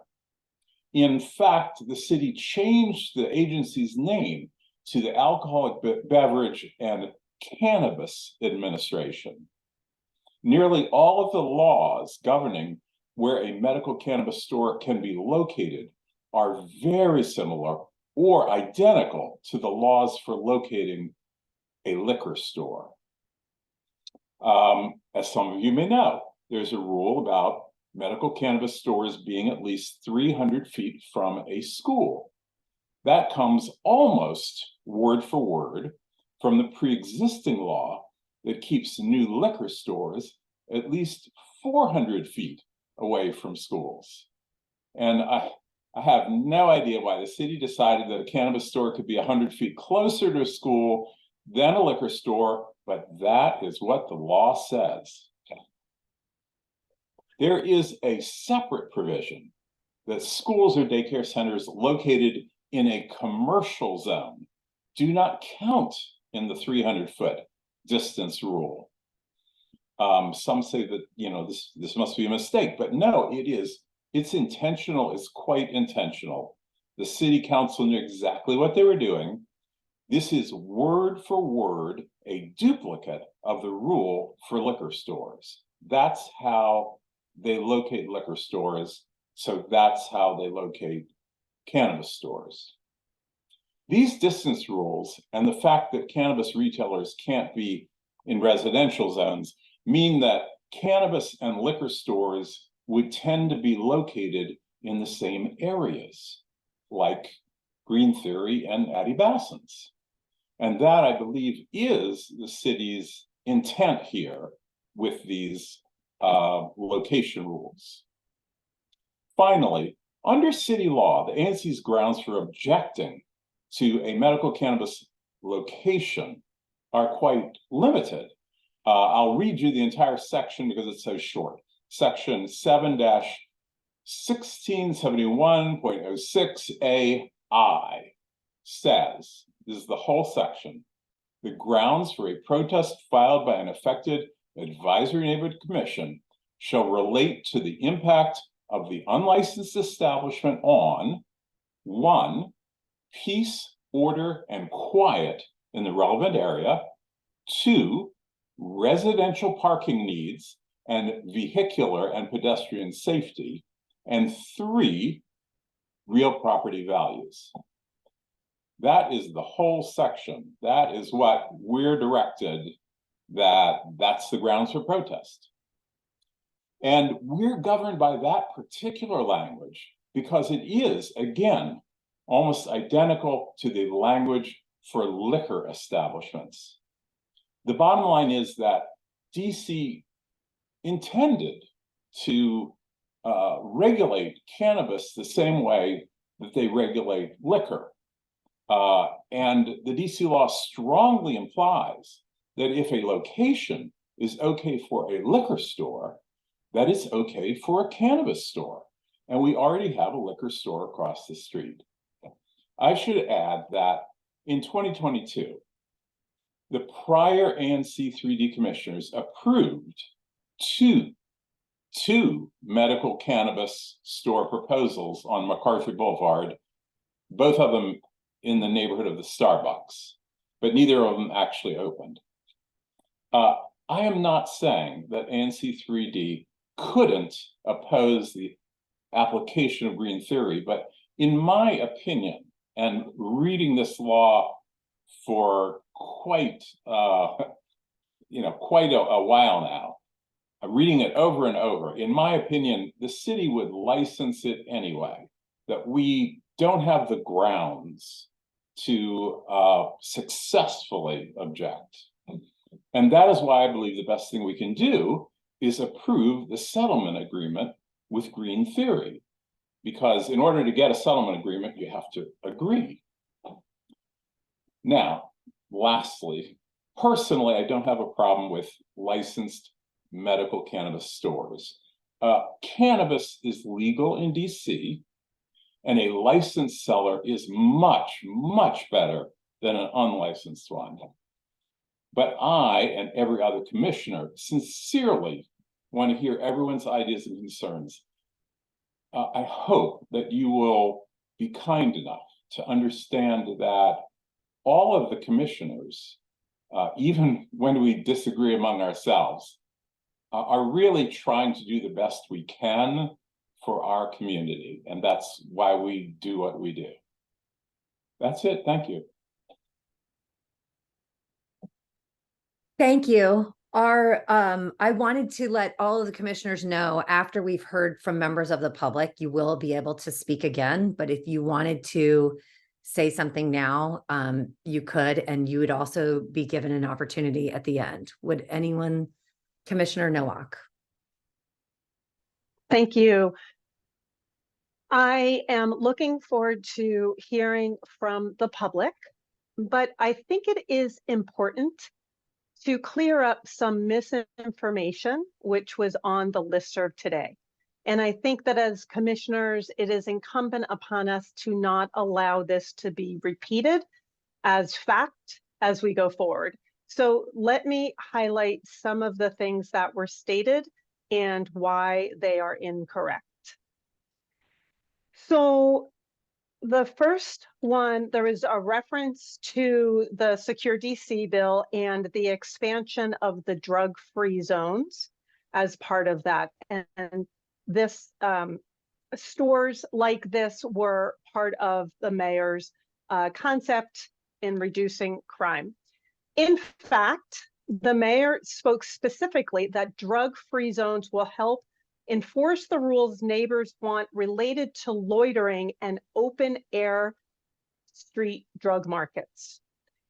This is a quote from the mayor, "It is the street sales of weed and the related violence that we need to fight against." Okay, so that's about the drug-free zone specifically in that bill.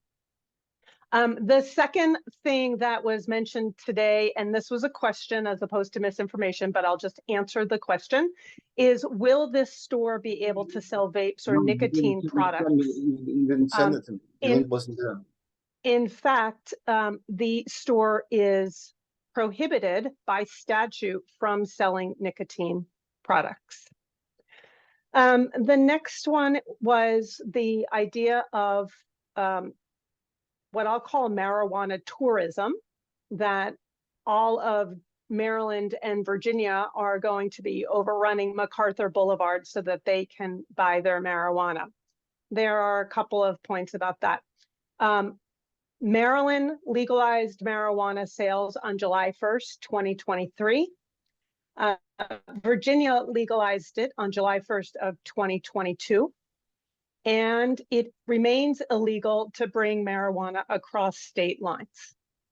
The bottom line, though, is they don't need to come to the Palisades to buy the marijuana because they can do it in their own neighborhood. To that point, I think that although this wasn't stated explicitly, there is some concern that people will come from other parts of DC into our quiet little Palisades hamlet to buy their marijuana. There are medical dispensaries in every ward in the city. There is no reason for people to cross town to come and disturb our peace and buy their marijuana here.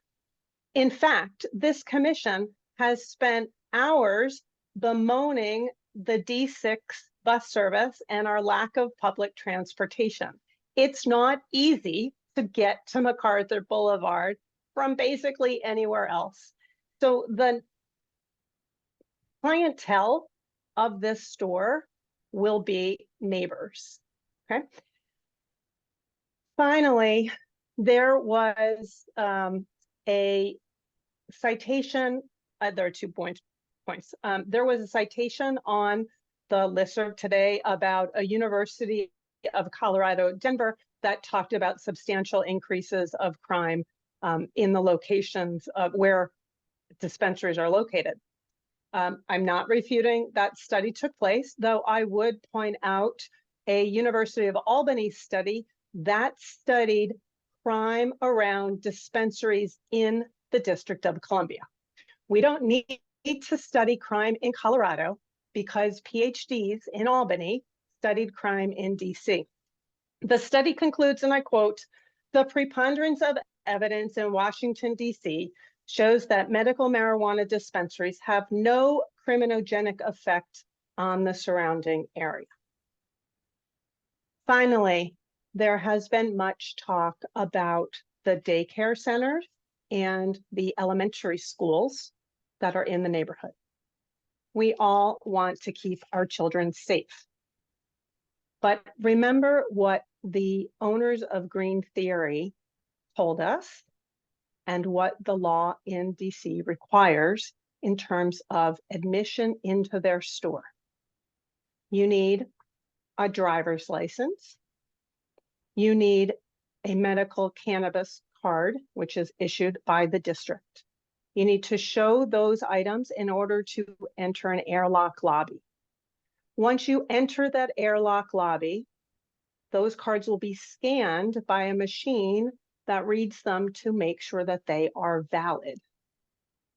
Once you have done that, you will pass, and assuming they're both valid, you will pass an armed police officer that is acting as a security guard, but is on hire from NPD.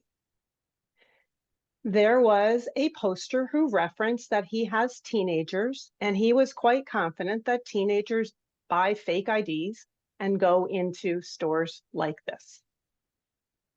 I am also the parent of now not teenagers anymore, but recently not teenagers. And I cannot speak as to whether they've used fake IDs. But what I am confident saying is that they would not walk past an armed MPD officer with their fake ID. So that's all addressing teenagers. But if the hue and cry is around daycare children and elementary school children, I think we can all agree that they're not going to get past those steps if they are 3 years old or third graders or sixth graders. Because while we might not be able to tell an 18-year-old from a 21-year-old, I think that we can probably tell the difference between a 21-year-old and an 8-year-old. With that, I yield. Thank you. Thank you, Commissioner Nowak. Commissioner Davis. Can I just add, thank you, Commissioner Nowak, for that very comprehensive review of what transpired today. There was a lot of discussion on the listserv about it, and we welcome the discussion. This is a good thing. And I just wanted to add, because there also appeared to be some confusion on the listserv about the legality of consuming cannabis in public. So to be very clear, it is illegal to consume cannabis in public, both smoking and eating it. Green Theory has assured us that they'll be prohibited from smoking inside the establishment and out front. And the DC law is laid out very clearly. I'll post a link in the chat if people would like, that it's illegal, it is a crime to consume cannabis in parks, streets, alleys, sidewalks, in a vehicle, or anywhere in which the public is invited. So we understand people are going to break the law. We smell it all the time. Drives me crazy. I hate it. But it is the law. So we will, we have no powers of enforcement as the ANC, but we do have the ability to encourage our police officers and other law enforcement apparatus to ensure that the laws in our community are followed and enforced. So just wanted to make that point. Thank you. Thank you. Is there anyone, Commissioner Elkins? I appreciate the comments of my fellow commissioners. I think they're helpful to the discussion. And I look forward to hearing what others say. I did have a couple of questions that might help the discussion if people know the answers to this. Does this facility, excuse me, let me restate it. What is the nature of or the form rather, of the marijuana that is going to be sold in this facility? Will it be in the form of, I think they call them gummies, or will it, or will it be in the form of cigarettes? Or will it be in some other form? I think people are concerned, if I understand it, about people coming out of the facility and using the marijuana in the front of the facility. And I think I would be interested to know what is the form that they are taking home, and is it possible to light up immediately as they come out the door? I think that Commissioner Nowak?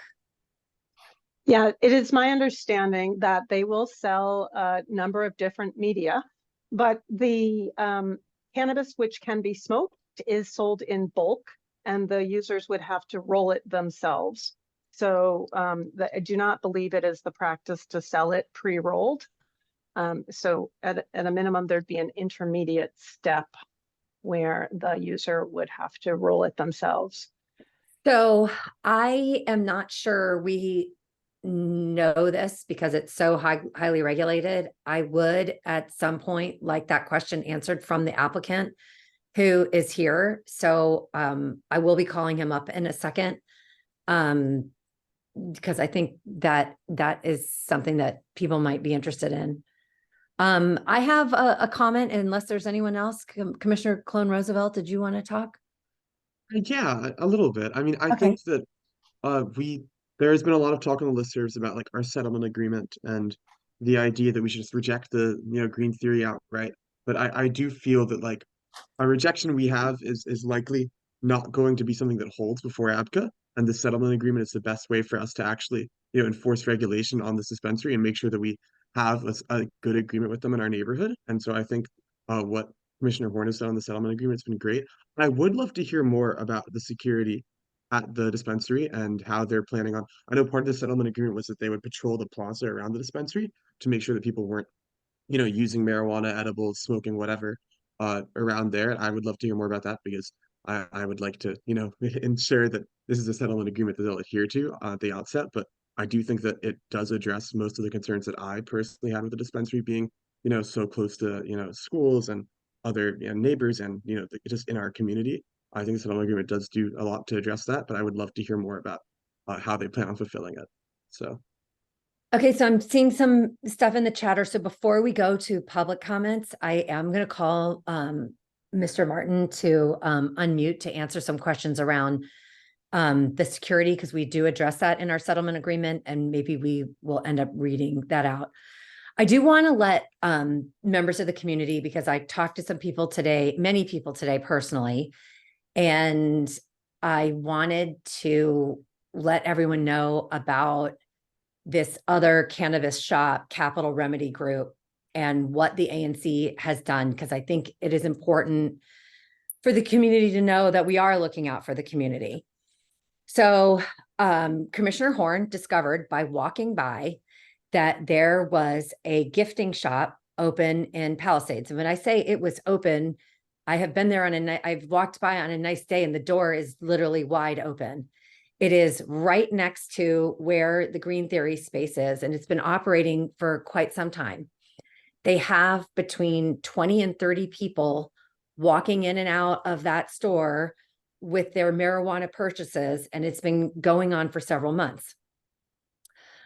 One of the things with this new law is that you can only have so many of these dispensaries within a certain close to each other. And perhaps Mr. Martin can tell us what that is, because I can't remember at the time.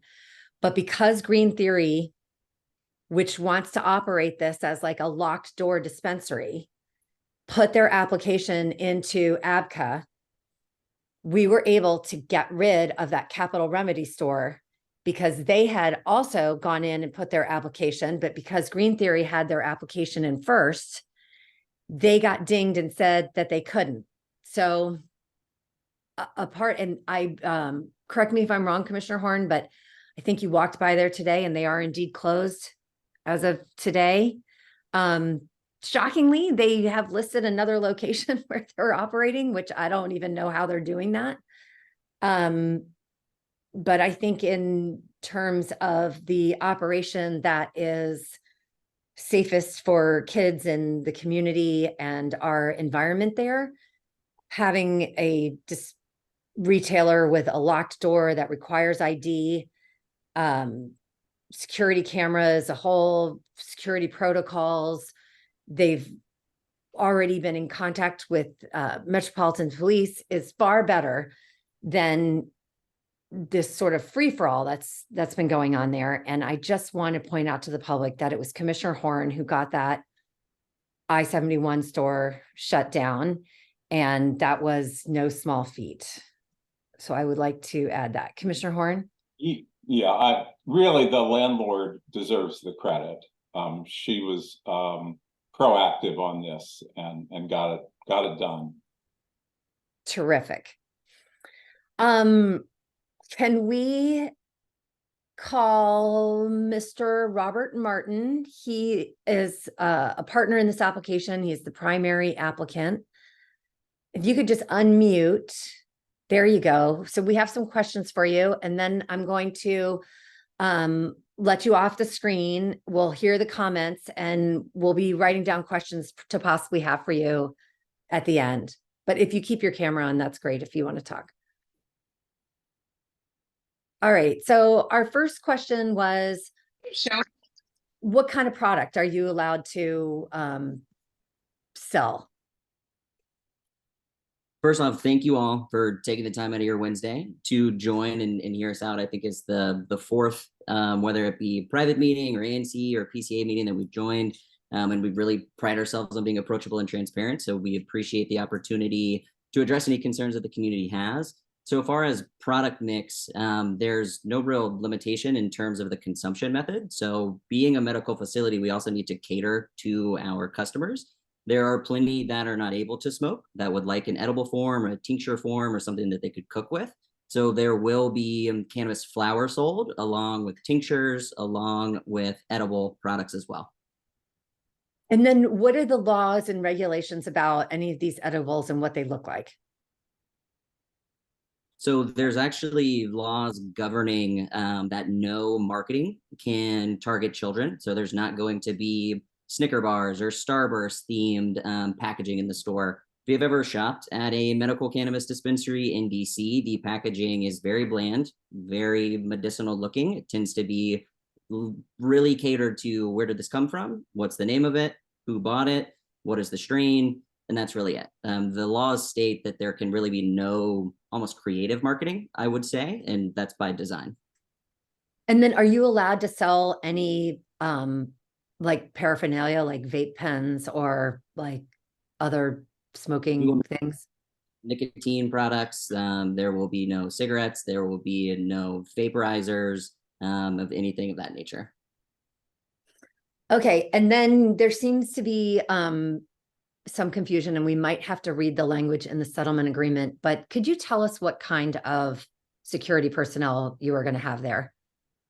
Sure. And Commissioner Nowak, I appreciate you breaking this down. By law, we are not required to have on-site security at all. My point through my previous presentations was that if we wanted to have armed security personnel, they would need to be licensed with the MD SOMB office. But again, that is not a requirement that we have to have armed security or personnel at all. That was something that we floated to the community, and we welcome feedback on that as well. We initially thought that that might be something that would make the community feel safer, but we're open to feedback around that because, again, we are not required to have any sort of on-site security personnel. Before, if someone could look up what is in, well, I'm going to pull it up here in a minute. Commissioner Elkins, did you have a question? Thank you. With regard to the products, will one of your products be a product that someone could walk out the door and in violation of the law, light up what I would call a cigarette, but it's not, I guess, technically a cigarette, but a marijuana in the form of a cigarette? Is that something that would be physically possible? Yes, we would be permitted to sell products of that nature. So I think the question is, what can we do to assure the community that this will be unlikely to happen? From our perspective, we've committed to both verbally and then also in the settlement agreement to police and patrol the immediate surroundings as best we can. And I'd also like to put it out to the public that the folks with the most vested interest in reducing diversion, in reducing or creating a as near zero chance of public consumption as possible, probably only second to the neighborhood itself, is green theory. We have to comply to survive. So from a settlement agreement to agreements made with the surrounding business owners, it is in our business imperative that we comply with those laws and do everything we possibly can to make sure that there's no public consumption. So let's assume hypothetically, one of your customers buys, I'm going to call them cigarettes. What should I call it? In the industry, they're called pre-rolls. Pre-rolls. Okay. So they buy those and they walk out the door. And before they even leave the plaza in front of your establishment, they light up. Now, what's the, what's going to happen in that case? I mean, how can people be assured that children walking by are not going to be exposed to that? So a member of the staff would personally confront them. We would also immediately call MPD and report that person. Okay. Good. I don't have any other questions. Thank you. I would like to nail down before we get to public comments on security. I know you're not open yet. Commissioner Horn, did you have a comment? You're still muted. Okay. If you want me to read the security section of the settlement agreement, it'll just take 30 seconds. The applicant commits to meeting all security requirements required by ABCA. This shall include 24/7 video surveillance of both the interior and exterior of the property. The applicant commits to apply to the DC Office of Victim and Justice Grants private security rebate program to ensure adequate exterior surveillance coverage. The applicant's property shall remain locked during all operating hours. Customers will only be allowed entry after presenting valid photo ID confirming that they are above legal age to enter the facility. Upon entry in the facility, all customers will have their ID electronically scanned to ensure its authenticity and that the photo and accompanying information matches the customer. All customers will be required to present their DC medical cannabis patient card along with a valid photo ID. If a customer needs assistance with registering for their card, a staff member will assist, but no customers will be permitted on the sales floor without a valid patient card. Customers will be asked to leave the premises if they do not comply. On-site security will be provided by licensed security contractors. So the licensed security contractors doesn't necessarily mean they will be armed, but if they are armed, you had said in your presentation, they have to be certified through, what was it? DC SOMB, which is the Security Officer Management Division. For example, my local CVS went from having a contract with an armed security provider. They lost that contract. I then saw the security guard that used to patrol my CVS at a Walgreens. And now we have unarmed security at my local CVS. So the only difference being is that all of these security contractors have to be licensed with the district. Only ones that are registered or off-duty police officers registered through SOMB are permitted to be armed. Okay, so it is not a fact that we don't know if there's going to be an off-duty police officer there as a security person yet. Is that fair to say? Correct. Again, the way that the security requirements are written for licensed medical dispensaries, the only requirement is that if you are using armed security, they must be through MPD's SOMBD division. Okay. All right. maybe we'll try and nail that down, some of that language before the end. Commissioner Elkins, did you have your hand up again? Yes, I'm just looking at the chat, and I know we want to hear from the community, but to the extent we can clarify some things before people speak, I think it is helpful. We're not trying to foreclose people's comments here, but am I clear that you will not be selling what normally people call gummies, which are any, and not just the shape of a gum, but anything that looks like candy, or maybe that's not broad enough, but could you answer that? Sure. So we will be selling edible cannabis products that may be in the form of a lozenge that you suck on. It may be in the form of honey that you could infuse into tea. There's different consumption methods underneath that edible category. How medical cannabis is packaged is very discreet. So if you've bought lozenges from District Cannabis, which is a licensed medical grower and manufacturer, you get a white bag, and then inside of that are individually white opaque wrapped lozenges that you can take and suck on. So there's no overt packaging. There's no Starbursts that have THC infused in them. So we're within our right to sell edible products, but there will be nothing that is impersonating something that it's not.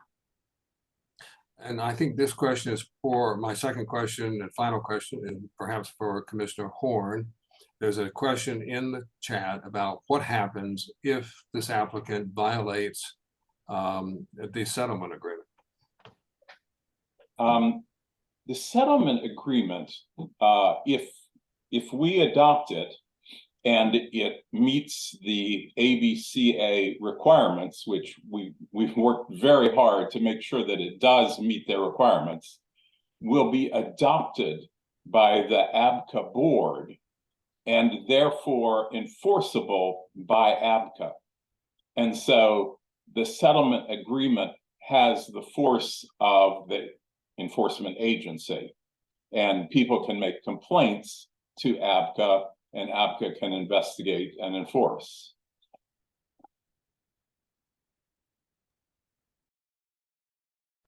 I would also like to point out one thing in the chat. Someone has asked, why is the ANC making an exception for the proximity to the schools here?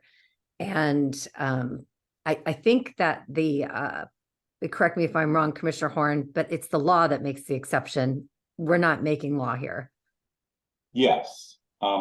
This exclusion for daycare centers or schools that are within 300 feet is not an exception by us, and it's not an exception by ABCA.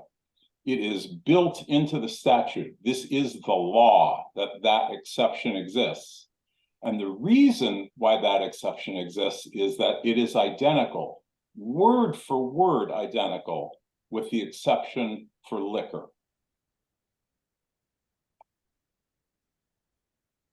I want to go back briefly to the enforcement mechanism for ABCA, just to highlight that this would be the same enforcement mechanism and complaint mechanism if you had a restaurant or bar in your neighborhood that was noisy, or that was selling alcohol to minors, or was serving after the statutory closure time, that they do so at the risk of their liquor license.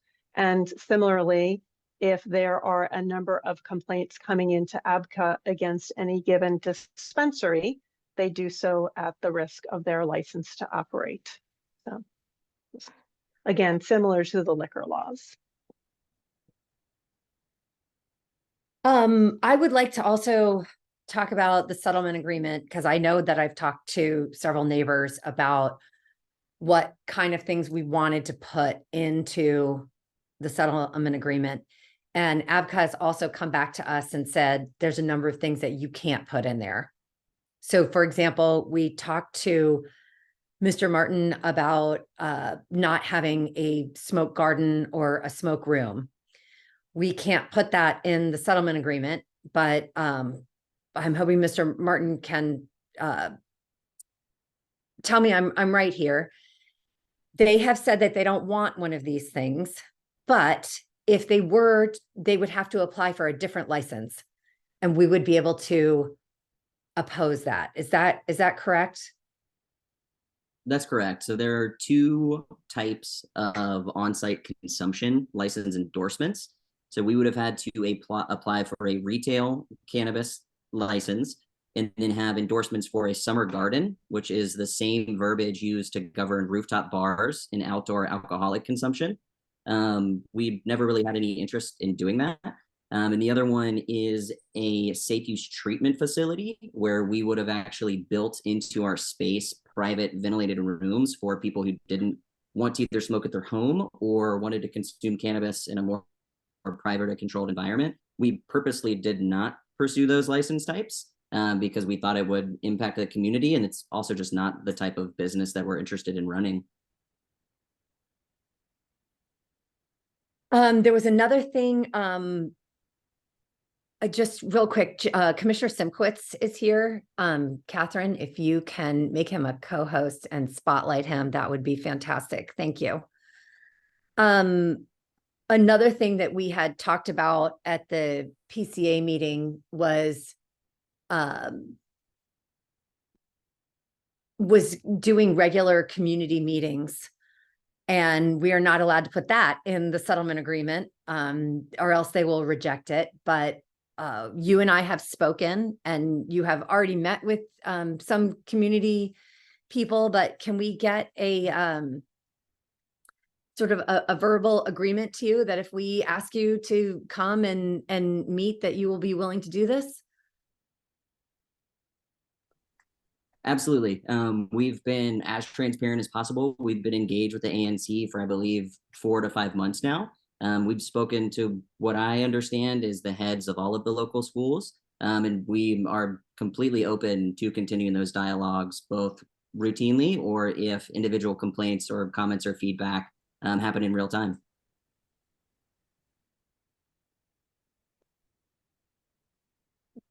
Commissioner Simkowitz, if you can hear me, thank you for hopping on. I can hear you.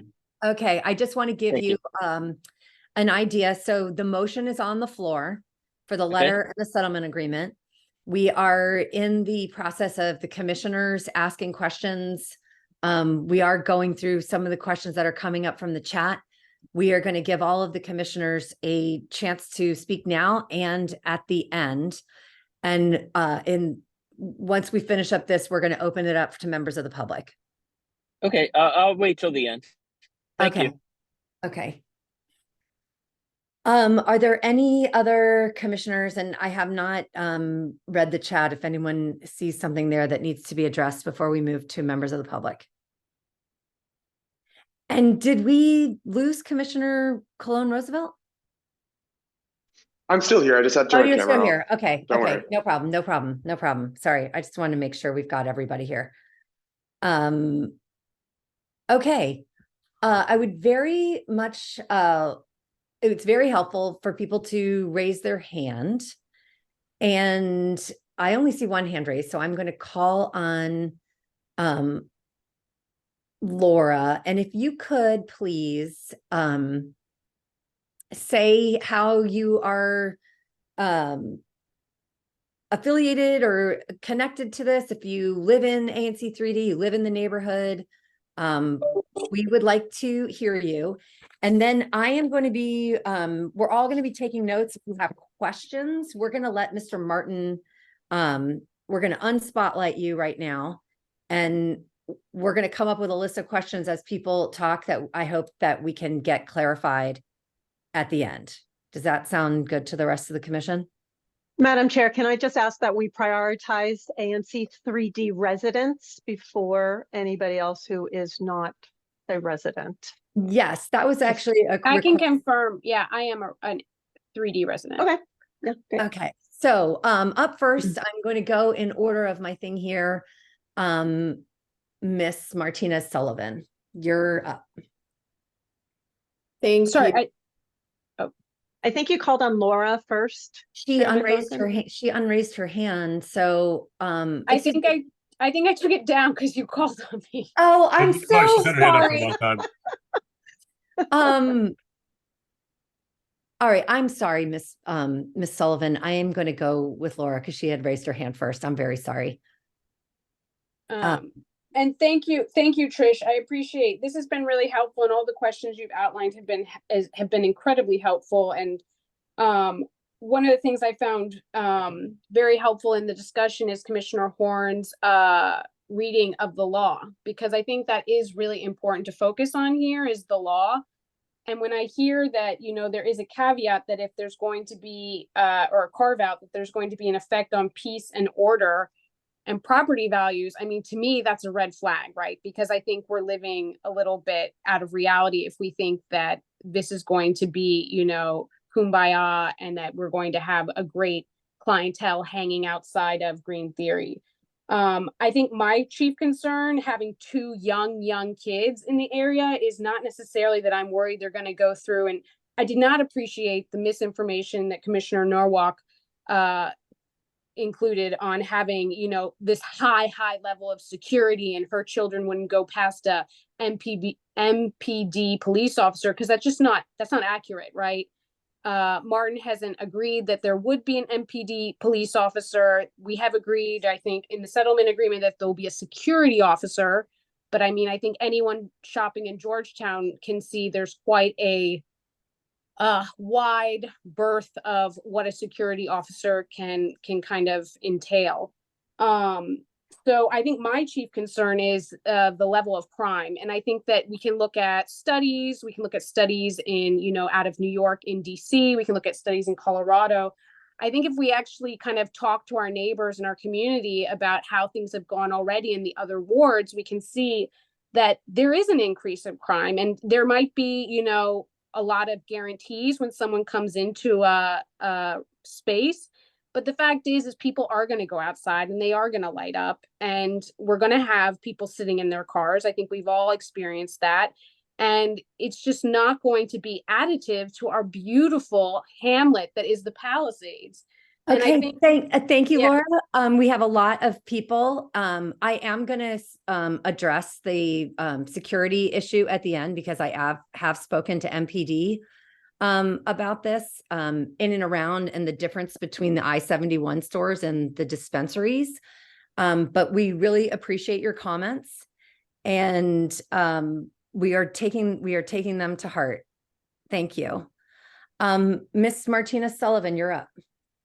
Thank you, commissioners. I'm a Palisades resident and the parent of two young children attending Our Lady of Victory, which is directly across the street from the proposed dispensary. I'm also an executive at the Campaign for Tobacco-Free Kids.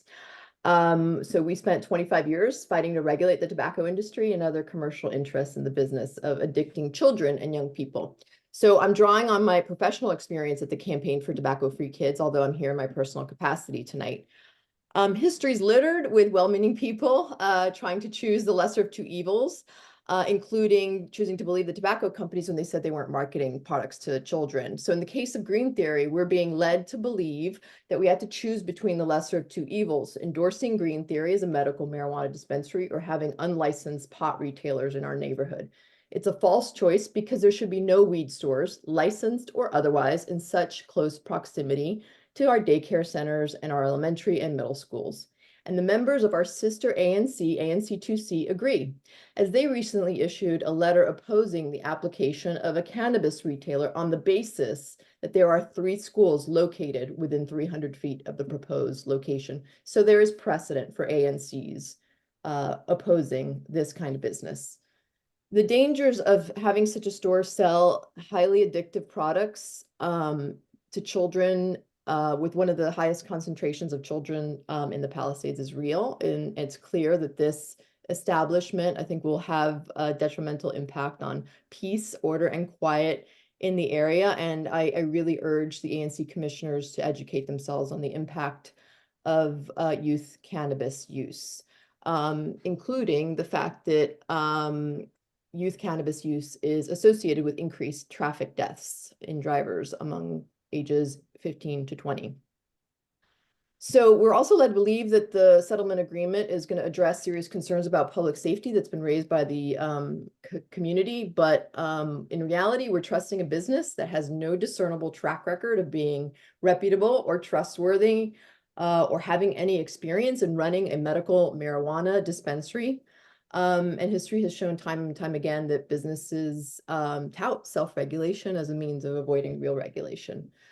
So I would ask that the ANC withdraw its support for green theory, and I think doing so will send a strong message to the city council that DC has to do a better job regulating and restricting weed stores to protect children and young people. Thank you. Thank you very much for your comments. I'm taking notes. Thank you. Mr. Fisher, you're up.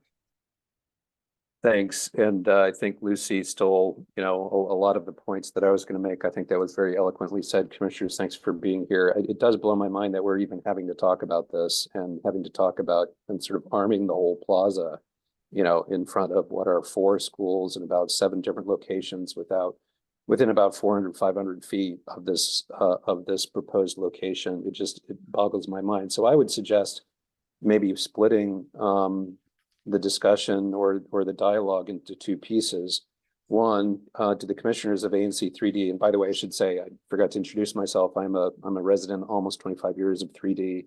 I have had 2 kids going through River, including a first grader there right now at this point, who had to smell a pot as he was going in at 8:20 in the morning, the other morning, with somebody standing right around outside where this location would be.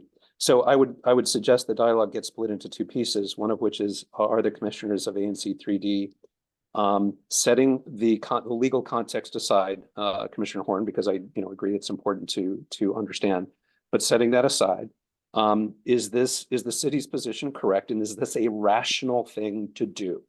Number one, that's important to split that apart. Setting the legal issues aside, because frankly, you could drive a truck through the way some of the legal language in the legislation in the city at this point. The second piece of the discussion would be then, regardless of that, is there something that ANC 3D can do within the context of peace, order, quiet, parking needs, traffic, safety, real property values? And I would agree with both Laura and Lucy that I think this is fairly clear cut based on experience elsewhere. And I've done a little bit of research myself. I happen to know some folks who run these things outside of state, and so don't have a dog in this fight. And with all due respect to Mr. Martin, these dispensaries have negative impacts in that way. So I would say crime, delinquency, impact on children's health. Frankly, if green theory upheld to the best of its absolute ability the settlement agreement, it's not going to have an impact, because the increased traffic, once it gets outside of this store, anything's going to happen. And as has been pointed out, even today, there are people smoking right in front of the River School. And I don't want my 6-year-old, exposed to that sort of thing. I just think it's kind of silly. So maybe in conclusion here, again, a couple points. One, I would split the dialogue into those 2 pieces. And I'd be very interested in the commissioner's perspectives and points of view and positions on whether, setting the legal precedent aside or the legal interpretations aside, whether you are in favor of this or not. And then in the context of what are able to do, I would argue that actually there is a rational, and as Lucy said, there's precedent for actually challenging this to the city, and I would encourage ANC 3 to do that. So I appreciate your time. Thank you. Thank you. And I actually spoke to the commissioner over in 2C today, and I'll be addressing that at the end. I can tell you what he said. Mr. Barnes, hello, you're up. Hey, Tricia. Hey, thanks for letting me share my thoughts here. Robbie, I wish you were still in the software business. That's all I can say. So I've got 7 points I want to make. I'm concerned. First one, crime rates and community safety. I'm concerned that we'll be attracting undesirable elements and criminal activity into the neighborhood. I'm concerned about the potential for an uptick in crime, such as theft and robbery in the vicinity around the dispensary.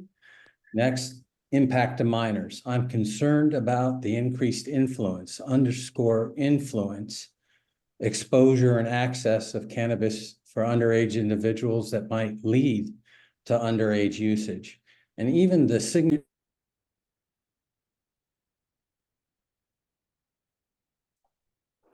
Mr. Barnes, you became muted. Oh, I'm so sorry. Boy, I was on a soapbox there. Hey, It was only the last 8 seconds. You're good. Okay, very well. So I had mentioned the impact to minors. Next are property values. You know, I'm concerned about the potential decrease in property values due to the stigma associated with the cannabis dispensaries. Negative image. We're talking about the MacArthur corridor. I mean, July 4th celebrations, Sunday flea markets, assisted living right across the street for the elderly. I'm concerned about tarnishing the neighborhood's reputation and appeal to potential residents and new businesses.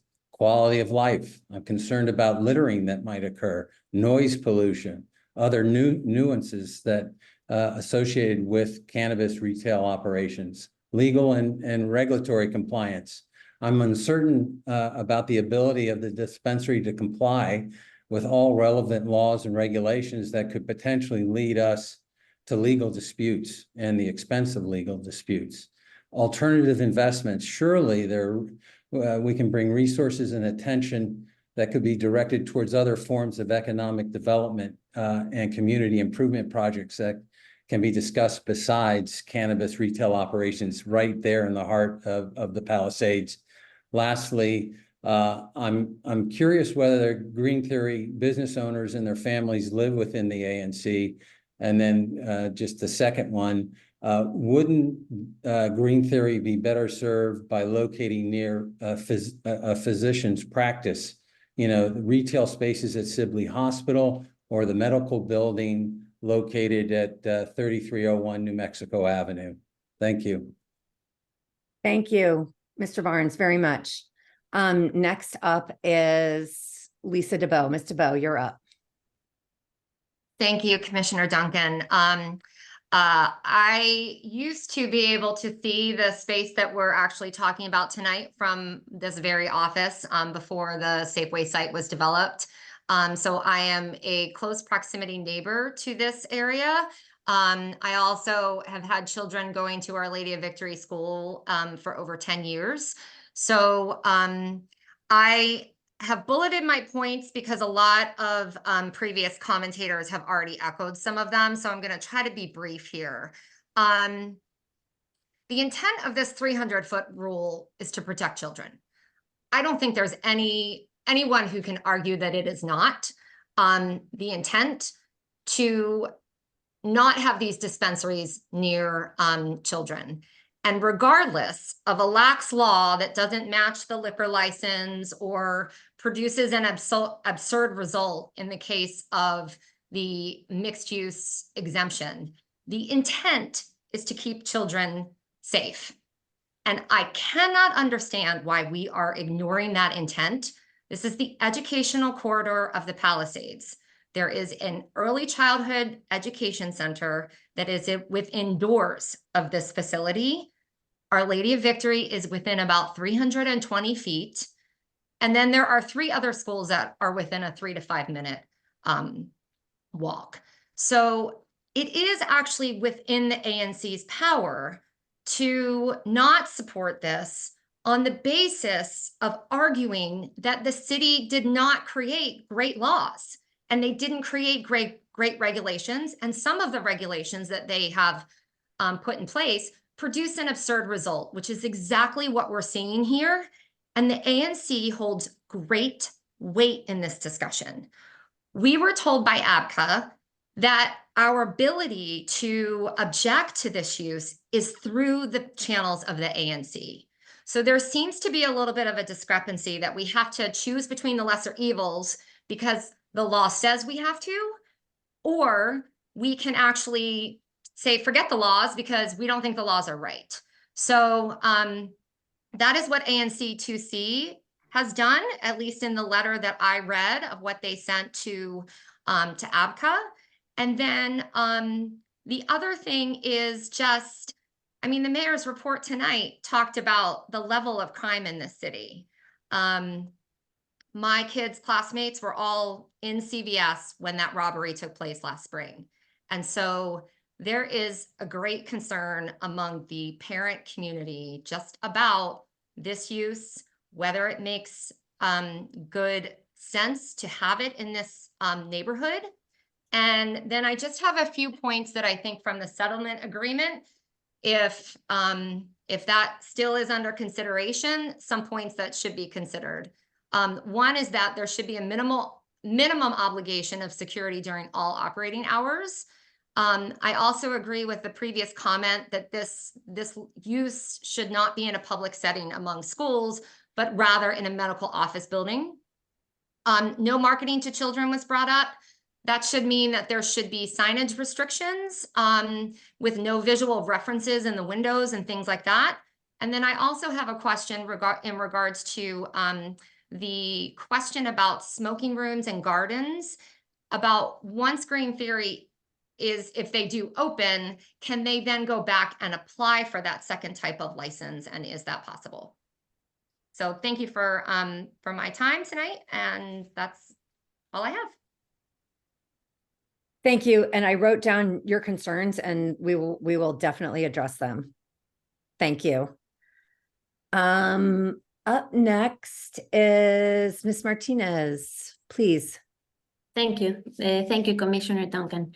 So I would maybe just share, I am mother of Lucia, who also attends Our Lady of Victory. I am from Mexico. So I think I can talk about the experience of how these little steps makes a very big difference in terms of impact in young people, impact in children, just because seeing an experience with other adults or teenagers, having this access, even if it is legal, even if it is permitted, it's just a community impact that will have an important effect along the time. This community is safe. This community has had a very calm, I would say, family approach.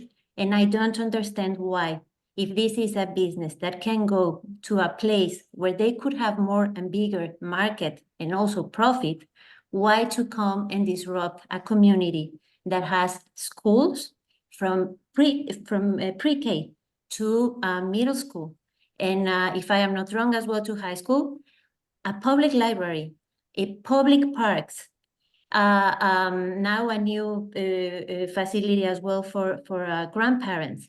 And all in all, during the days, all the parents who have children there have the confidence that there are strict measures around the community, and now everything will be disrupted in something that it's not under the settlement, because it's not enough what it is included in the settlement in terms of what is beyond the store. And I want to be a little bit realistic and want to bring more common sense as well to a situation that could be out of our hands at some point, because there should be co-responsibility outside of the store in a community which is very well integrated and which is proud of these family values, and is proud to have the security and the calm in the environment for all of these children to grow safe. So I really want to share this. I really look up for hearing more common sense to really bring this in a community that it's not at this time at the level of criminality rates that are increasing across DC. And I think it's really, I would say, impressive to see that this should be happening here, where there might not be the market right now, but could be expected in the time if we don't do anything. So, Thank you. Thank you. Thank you for your comments. Up next is Mrs. Fallhaber. Is that correct?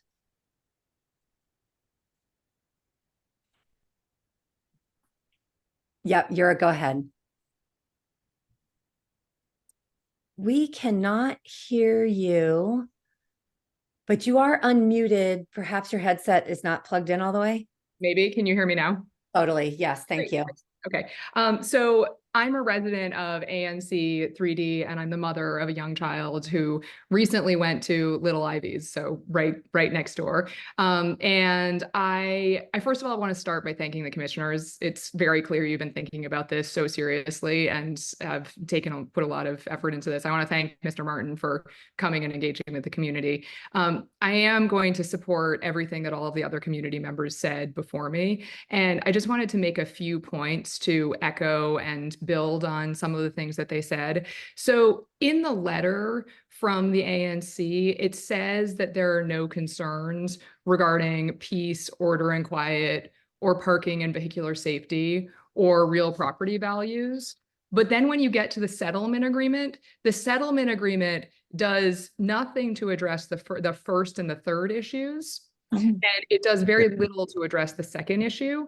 And I just want to point to that because That's okay. Don't worry about it. You have to wait until everyone in somebody the- puts something and click on everyone it. who's and been then- talking about this thus far has been flagging that we as the community have very serious concerns about peace, order, and quiet. We have very serious concerns about crime. We have very serious concerns that the issue for children is not an issue about 3-year-olds wandering into this shop. It's an issue about the adults who wander into the shop and the effect that they have on the children who are attending the schools, who are going to the library, who are in the neighborhood. And if we have those concerns and our ANC is saying that they don't share those concerns in order to engage in a settlement agreement, because I understand this is a negotiation where you feel that you have more leverage with the settlement agreement needs to address those concerns. The same on the third point, the real property values. I care more about the safety of my child, but the real property values are affected by the crime. They're affected by the increase in vehicular traffic. They're affected by the increase in people who are smoking. And a point on both of those, I don't think that we're actually describing what happens when businesses like this move into the neighborhood. That's amazing news that it is illegal to smoke pot in public in Washington, D.C. Nothing based on my experience living in Washington, D.C. would lead me to believe that this is ever actually enforced. And so if we are actually looking at how these businesses affect the neighborhood, then we have to be thinking about how the ANC is engaging in a settlement that protects the peace, order, and quiet and the real property values. And even on the parking and vehicular safety, I'm concerned about what this increase in new traffic is going to do, again, to the children who are in the schools, to the children who are going to the library, and to the rest of the community. And I will say, I feel that my sense here is that there's this belief that we're just expecting that the city is going to license it anyway. And so this is the best that we can do. First of all, ANCs are really powerful, right? There are a lot of places where ANCs, universities are very strongly affected by when ANCs limit them. And as Lisa said, the ANCs have power. And also, if we actually just think that they're going to move forward with it, why not oppose it? Why not have the leverage in saying we opposed it? So then if they do a second application for something different, then the ANC is able to stand on that opposition. So I really appreciate the work that everyone's done. I'm sorry for taking so much time, and I really appreciate being a early part of this, and you're publicizing this so that all of us who are coming to this late are able to share our thoughts. Thanks so much. Thank you very much. I took notes. We'll be addressing some of your comments. Miss Atanasio, hopefully I got that right. You're up. Thank you. That was pretty close. Atanasio, Don Atanasio. I do live in the neighborhood. In fact, I live almost directly behind the store, or the proposed location for the store. So obviously I do have a interest in what the impact will be. A few things that there was a question raised in the chat about whether or not this will be an all cash business. That raises a concern for me because obviously if we have people traveling through this neighborhood carrying cash, a lot of cash, that raises the potential for crime. And that of course is a very serious concern for me. The second concern does go to the traffic. This is going to be a business where people come and go quickly and often. We often have people blocking the access to the alley, which opens up next to the Exxon station. And the fact that people are going to be coming here for quick trips is a concern. So I am very concerned about the level of traffic. I'm concerned about the level of traffic that gets pushed because people are parking there. They get pushed down onto our street, Reservoir Road, which is just behind. So I do hope that we will be able to address that in the agreement. I do understand, and I do want to thank Commissioner Horn for his very clear explanation about how the law works and why we feel limited here. And I do appreciate Mr. Martin coming here as well tonight. Another thing, though, that has not been addressed, we have talked a lot about the impact on children. There is a college campus half a mile away, and I doubt that that escaped the notice of Green Theory when they picked their location. But I'm going to be quite disturbed if we start seeing an influx of students traipsing down the hill, some of whom are 21, and heading back up the hill and creating that type of a nuisance for our neighborhood, and exacerbating a problem with college students becoming addicted. Well, I know you say presumably you can't get addicted to marijuana, but certainly that is not always the case. And then the last point I had was, again, I would like us to assure that we're not just worried about people smoking on the plaza, but also in the alley, the area around it, the schools, the libraries. I do see this as being a neighborhood concern, and I am very concerned about the impact of this business on our property values because of the impact it would have on our neighborhood in terms of traffic, trash, again, people hanging around, consuming their products. Thank you. Thank you very much. I took some notes because we can address the traffic thing too. Up next is Miss Maya Salama. Hopefully I got that right. Hello. Hi, sorry, I don't know, can you see me? Thank you. Hi, my name is Maya Salme. I live in the neighborhood as well. And I have 2 children who are middle schoolers at Our Lady of Victory School.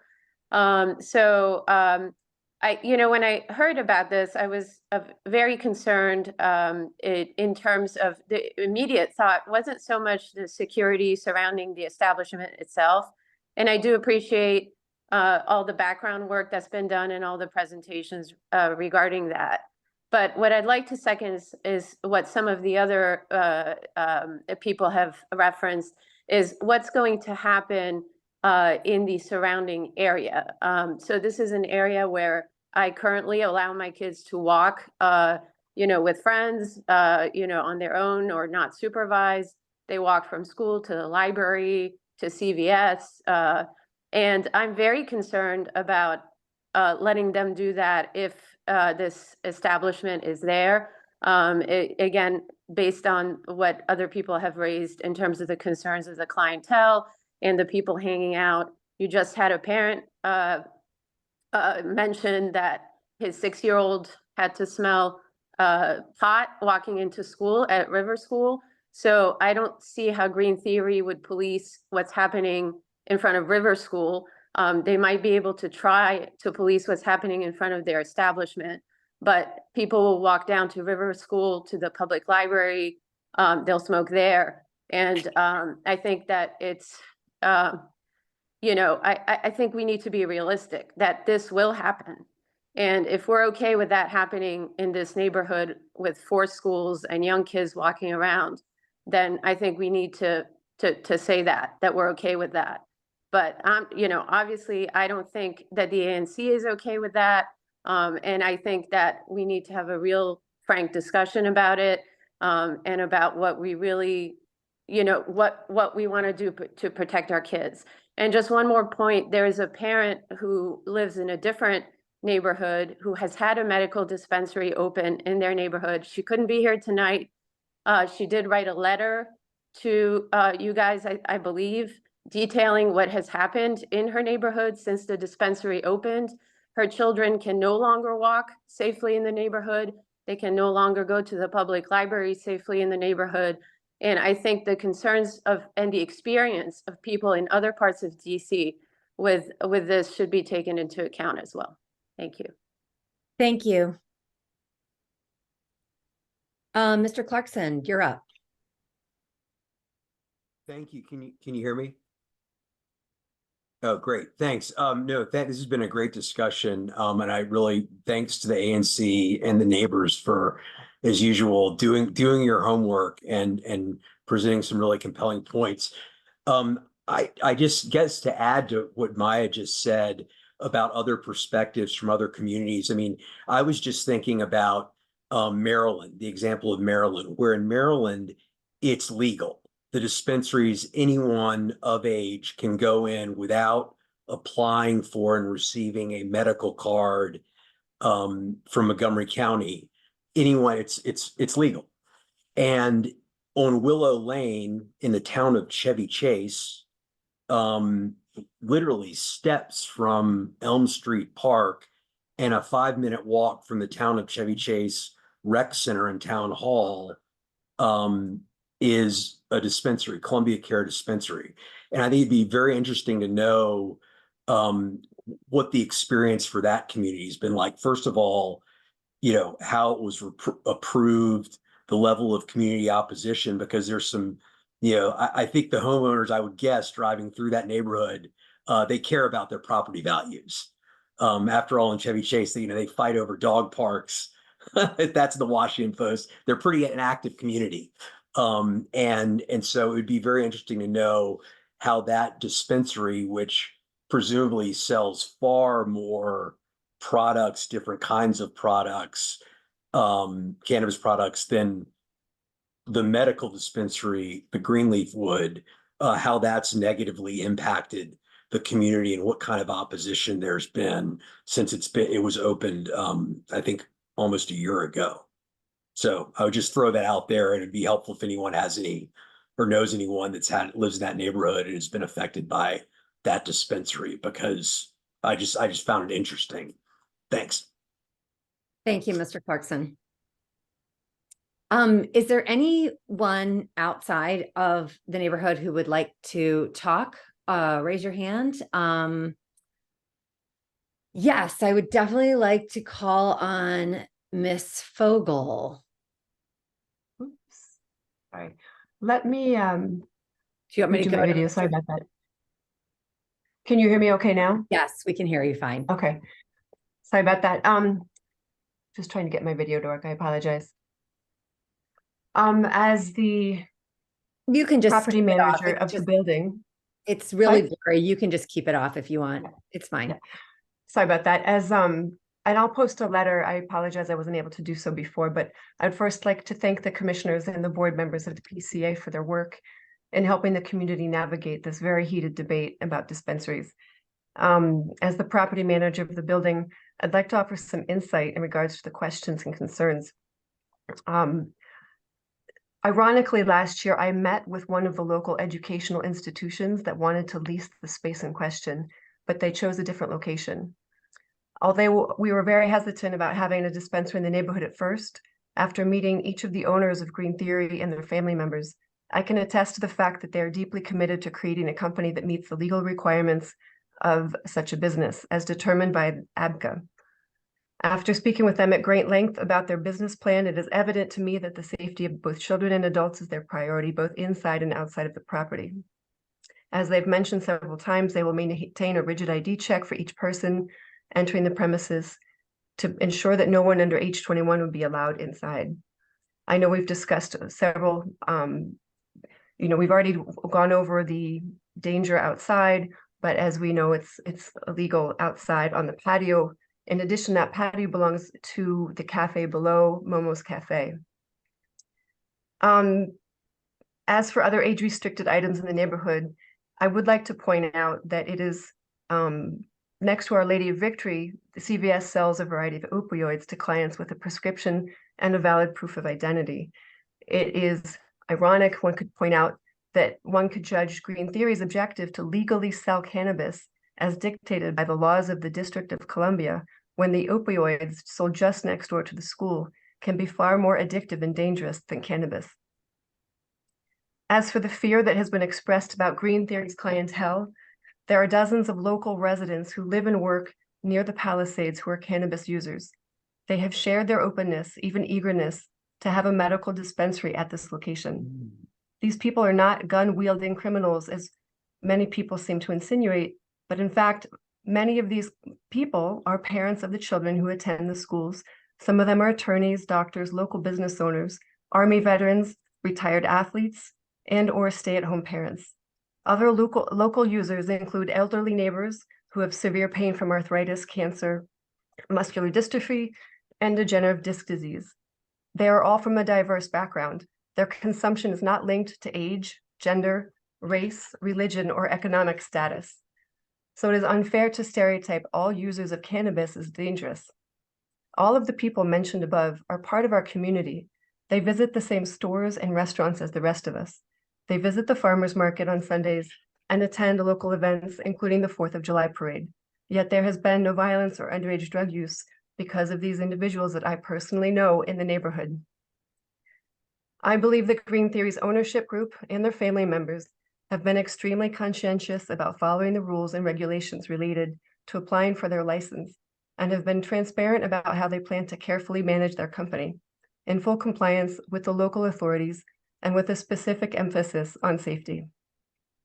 Parking and traffic concerns have been mentioned, and yet it would seem that traffic jams outside of the River School and Our Lady of Victory every morning and every afternoon are more impactful than the clientele of a small store such as a dispensary.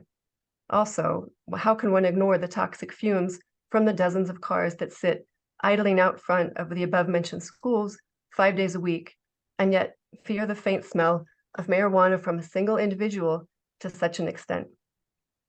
While it is understandable that a resident, parent, teacher, and/or local business owner would be concerned about the location of a dispensary in the neighborhood, we cannot move forward as a community in a climate of fear and misguided assumptions. I believe the owners of Green Theory have demonstrated their willingness to operate in strict accordance with the laws that govern the District of Columbia, and they deserve the opportunity to apply for their dispensary license through ABCA. Thank you. I will post my email for further comments. Thank you, Ms. Fogel, very, very much. Mr. Vasallo, Brian, hi, please, you're up. Hi, good evening. Thank you for the time. My name is Brian Vasallo, and I'm a parent of 3 at Our Lady of Victory School and a member of the School Advisory Board. The citizens and businesses of the district are paying the consequences of popular policies that do not put the safety of our residents and children first. Just watch the news every day. Changes to the district's medical marijuana regulations allow for self-certification. Because of this, what is being proposed will be a recreational retail store. This is not a medical marijuana store. The 300-foot separation of a marijuana dispensary to a school is nationally among the shortest. Furthermore, as we discussed, the APCA regulations give exceptions to the 300 feet separation in mixed-use commercial zones. This simply just does not make any sense. This is a unique site where a childcare center is less than 100 feet from the proposed business, and 4 schools, a public library, are located on the surrounding blocks. Many of the school children throughout the district rely on public transportation, which can often be a couple of blocks from the school. These regulations allow it to be acceptable for marijuana dispensaries to be located where we have large congregations of children. You have all campaigned on making our schools better, but to be honest, the message that you've communicated to the shared settlement shows little support for our schools. The mayor's initiatives to bring more people back into DC in mixed-use zones will make this situation more common. I applaud other ANCs who have taken a stand against such retailers next to school. It is my understanding that this topic is on the mayor's agenda for further review. I ask the ANC to protest this establishment at this location and do not set a precedent that puts the safety of our children and schools. I lift my hand. Thank you. Thank you, Mr. Vasallo. Thank you. Up next is Ha Wien Ha. Hi. Can you unmute? Okay, it's off mute. Yes. Okay. There you go. I hope I got that right. Sorry. Yeah. So my name is Ryan Ha. Sorry, that's my Chinese name. So Got I'm it. the Okay. yeah. So I'm the son of the founder of Little China Cafe, which is actually like right next door. And I just want to say, and I was talking to my dad about the thing that something like a dispensary brings is it brings people into the neighborhood. So businesses such as ours, we would assume would get more business, right? And so for a mom and pop shop, we're not like a chain or anything like that. So I think we need to consider how like it can help auxiliary businesses.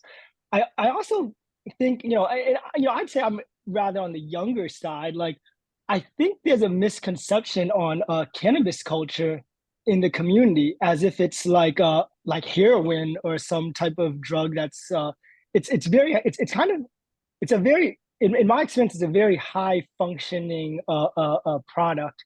The same way lawyers go to happy hour every day after work, cannabis, you got, kind of like what I think her name was Miss Martinez was saying. It's people in the community use it. And then the other thing I want to mark is what I don't think that something like a cannabis store is going to increase traffic. Now, growing up in that area, and I'm in Northwest now, like DuPont, but MacArthur Boulevard is like a dangerous street in general. Like, we need to, if I'd say anything, we need to slow down cars there, like make more bike lanes or something to help people, because crossing that street has always been dangerous. Even as a kid, my dad would never let me do that by myself. But stores, especially like Little China Cafe, it doesn't cater to someone, say, in DuPont Circle. Someone in DuPont Circle isn't driving to MacArthur Boulevard and adding to the traffic to get their Chinese food, right? The stores in the neighborhood should service the people in the neighborhood, and it seems that there's overwhelming amount of community members that are legal cannabis users. Thanks for your time. I just, that's just my 2 cents. Thank you very much. That was a unique perspective. Thank you. Right here. Up next, Mr. Davis. Hi, everybody. I was a resident of the neighborhood for about just under 10 years. I'm not now, but I have 2 small kids at Our Lady of Victory, and our family is a member of the parish there. So I do want to echo the statements of the people who are opposing this before me, and ask that the ANC 3D oppose this on the grounds that it's going to violate peace and order. So Commissioner Horn addressed the DC laws, and I think that's useful, but I think that the commissioners are overlooking 2 very important laws. First is 21 USC section 860. That's the federal drug-free school zone law. It applies to distributing federally controlled substances, including marijuana, within 1,000 feet of private or public schools. That law is still active. Nothing DC has done limits it or affects it in any way. There's federal preemption.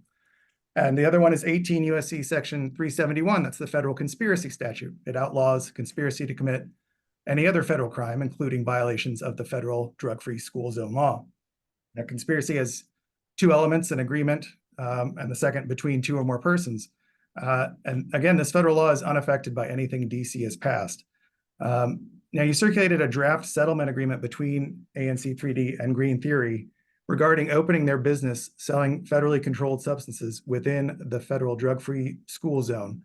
I would just strongly suggest that you each consult outside legal counsel about the potential personal federal criminal liability ANC 3D members might have for creating an agreement with Green Theory to violate the federal drug-free school zone law. Now, obviously, the current Department of Justice might not be inclined to pursue any charges on this sort of thing, but the statute of limitations for federal conspiracy is 5 years, and future departments of justice might feel differently. Thank you. Commissioner Duncan, I have a question for Mr. Davis, if that's okay. Can you hear me? If he's willing to answer, go ahead. Yeah, I mean, I would suggest that you file a protest yourself with the, when it goes before the board. In case we approve this tonight, I would encourage you also to file a civil lawsuit, challenging this, because I think somebody needs to. And that's a very, I didn't know about what the laws that you cited. I know other federal laws, and that's why I'm opposed to this. But I think that you guys need to band together, and you guys need to get to work and protest this thing.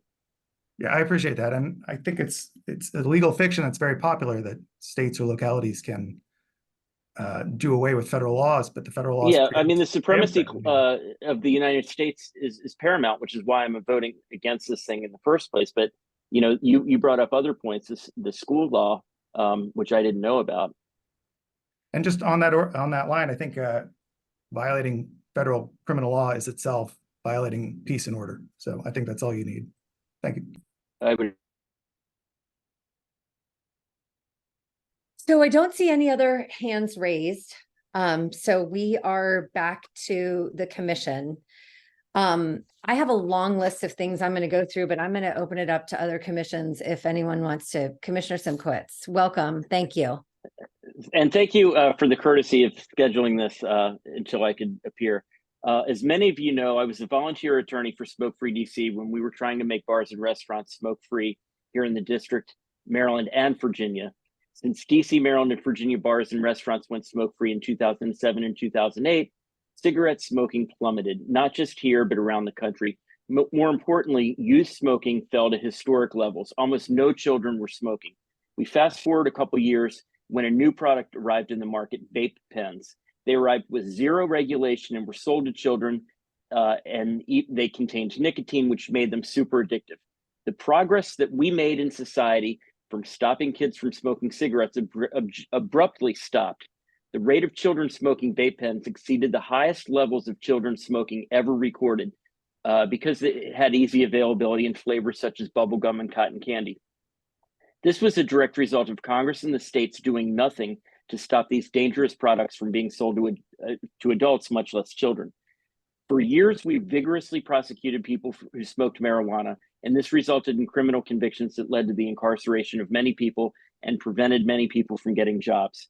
It's quite possible that that was the wrong approach in retrospect. Maybe diversion to drug treatment would have been better than a criminal record, but that is why a few years ago, voters in the District of Columbia voted I think overwhelmingly to decriminalize marijuana. They could not legalize marijuana and had to decriminalize it because the federal government still lists marijuana as a controlled dangerous substance that is illegal to use, possess, or sell. Unfortunately, many, if not most states did the same thing as DC, and you can buy marijuana in retail stores all around the country. And I was in Oklahoma, of all places, around Thanksgiving, and that's a very conservative place. And I've never seen so many marijuana dispensaries as I saw there. Based on this trend, the DC government created a mechanism for marijuana retailers to open around the district, which is why Green Theory wants to open a brick and mortar store in the Palisades. They're following the rules established by the DC government, rules that I don't agree with at all. I've spoken to many of my constituents and many of your constituents in 3D who are opposed in a substantive manner to this retailer, and I agree with you 100%. Green Theory is going to be bad for the Palisades. It's going to be bad for the District of Columbia, and all of these dispensaries are going to be bad for our country. However, my colleagues have also heard from you and have recognized that their belief is that ANC is stuck with this mess that the DC government created. And I thank Commissioner Horn and Commissioner Duncan for trying to come out with the best possible solution for us, given the horrible governance that we have in the City Hall. I'm going to, again, object to this because marijuana is illegal under the federal system. And until the Congress acts and makes it legal under the federal system, it's still illegal in the District of Columbia. I thank you for giving me the time, Commissioner Duncan. Thank you very much. That I think that was important to hear.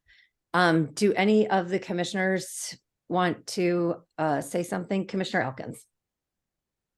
Well, I very much appreciate all the comments here, and it's made me try to think, okay, what are the options and favor? What are the options available to this commission to act tonight? And I've got 4 of them.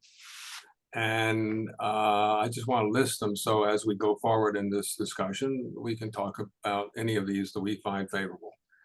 The first one I would call oppose this on the basis that this law is wrong and that we don't want these dispensaries anywhere in our neighborhood. I've worked with a little bit with this board that we're addressing this letter to. And I have to tell you that, in my opinion, but I'm only one person, that letter would be tossed in the trash can. Now we would feel good about writing it, perhaps, because we're taking a stand. But as some of my fellow commissioners know, I believe in trying to do something to change the government as opposed to just have performative opponents, opposition to something. So we can perform here and look great, but if we really just oppose this on the basis that we don't like this law, it will fall on, in my opinion, will fall on deaf ears. But that is an option, all right? The second option is to say that we are not opposed to these legal dispensaries. In fact, we appreciate the fact that the DC government, operating under very difficult circumstances, is trying to get rid of these I-71 gift stores, and they're trying to bring these things under regulation. And we commend that. But we think that in this particular situation, this is the wrong location. And we've heard the arguments about, because of the schools, that this is just the wrong location. Other places, even within 3D, could well be appropriate. But this is the wrong location. That's the second option. The third one is to express to the board that we're addressing this letter to, that we are concerned about our children, but the board has more experience than we have about effects of these dispensaries, because they have approved a number of them, and we would leave it to their judgment about whether, with our settlement agreement that we've negotiated, that in fact these children would be protected. And the fourth option is the one that Commissioner Horn has very carefully worked out, on the basis that we need a settlement agreement because we need to be able to intervene and control with it by complaints to the enforcement people about this facility. So we have a settlement agreement that we would have in place. So I'm not sure this is helpful, but I'm just trying to say, what are the, in my view, 4 options in favor of this commission tonight. And the one on the table is the fourth one, because I believe my fellow commissioner has put a lot of effort in working with this applicant to try to have as many enforceable by ABCA, enforceable provisions that, to the extent that we see bad behavior, we can control it. But I also have heard parents here tonight to say, well, part of this is not controllable. It's not controllable in the sense that it has an effect for children to see people potentially consuming cannabis. I do not have an opinion, because I don't have enough experience, about whether we really will see customers of this dispensary actually consuming in our neighborhood.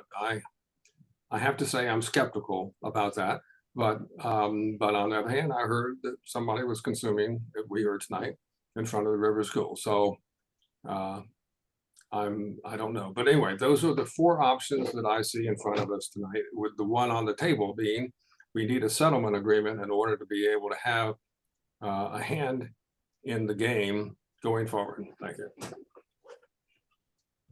Thank you, Commissioner Elkins. I'm going to go through a couple of things that I heard in the comments that I'm hoping address. One is the smoke room, smoke garden.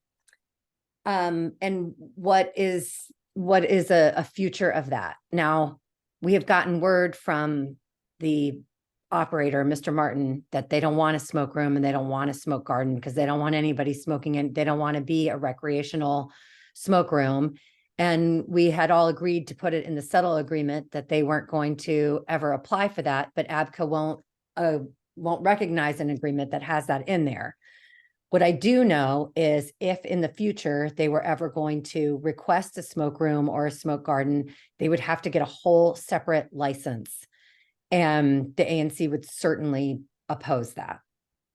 I want to get rid of the notion that the ANC has no concerns here. When this first came to us, we have been on this since December, and we had massive concerns about this. Commissioner Horn especially, and me also, have spent a lot of time, particularly talking to the police. I've spoken with Captain Haskis. I speak with Officer McElwee almost on a weekly basis. And I had Captain Haskis try and look up some statistics for me, because we were talking about the crime around marijuana stores. And as far as we can tell, a licensed medical dispensary has never been robbed in the city. Now, they don't have that many licenses, whereas these I-71 stores that absolutely do bring armed robberies and crime, almost every single one of them have been robbed. I think the fact that we had one operating here in Palisades and it wasn't robbed may have been luck. But this is not, I feel, and I am confident that this is not going to be a recreational place for people to come and do drugs. I don't believe that. In terms of the traffic, the store that has been open there for many, many months, I was told, had 20 to 30 people walk in daily. I don't believe that we are going to see any changes in traffic patterns apart from what was there, and that store is now closed. In terms of cash on hand, this was also a big concern to us. And if I say anything wrong, I would like Mr. Martin to raise his hand to correct me, but we have spoken to him, and we heard this at the Palisades Community Meeting Forum, that there are ways where people can use their debit cards to purchase this stuff and it becomes cashless. However, they will have cash there on the premises, and they are hiring a cash management company to come and take the cash in and out of the store. There's not going to be employees coming in and out with loads of cash. They're going to be using a cash management service to do that for them. I spent a significant amount of time talking to people who visit the licensed medical dispensaries, not the I-71 stores. And I asked, what is the atmosphere around these stores? Do you see people loitering? And they said, no, it is like walking into a pharmacy. It's like having a pharmacy in your neighborhood. And they may have been even skeptical people. And they told me it's like having a pharmacy. I do not believe that this is going to be a recreational place. That is personal feeling that I have. I do want to say to my other commissioners that I don't know if ABCA is going to, this is another thing I was going to say. I talked to the commissioner over in ANC 2C. I was a parent at Basis, so I know exactly where this location is. And I asked them to give me what the rundown. I will say, I'll be fully honest, I haven't read their letter that someone probably needs to mute. I haven't read their letter. So if another commissioner has and wants to chime in, but when I spoke to Mr. Lee, the commissioner there, he said that their biggest problem was not the location of the dispensary, it's that its entrance and sign was right across from the school. And he said that they were hoping that the dispensary would maybe move to the second floor or a move around to the side of the building. And it didn't sound to me like he thought he was going to get anywhere from actually moving the store. They were just going to try and make modifications to the storefront. That's what I heard from him today. So it's a little bit, it didn't sound like he thought that they were going to be able to prohibit the store from opening up just because it was across the street from Basis. So after all of my discernment of many, many months, and believe me, I have heard every single person who has come out for this call, because this was the reaction that we had when we first heard about this dispensary coming. I have decided that under current law, which we are here pondering with the District of Columbia, I get the whole federal thing. I'm assuming no one's going to sue me because I'm a volunteer elected official, that the best we can do is approve the application with a settlement agreement. Because if we oppose it and it comes anyway, we don't get the settlement agreement. The idea of the settlement agreement is that we have come to an agreement with this operator.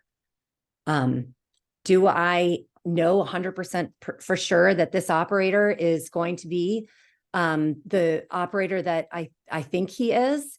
I don't know 100%, but I have spent a significant amount of time grilling them, asking them questions. I've put them in touch with the MPD. They're going to do a walkthrough of their security systems and protocols.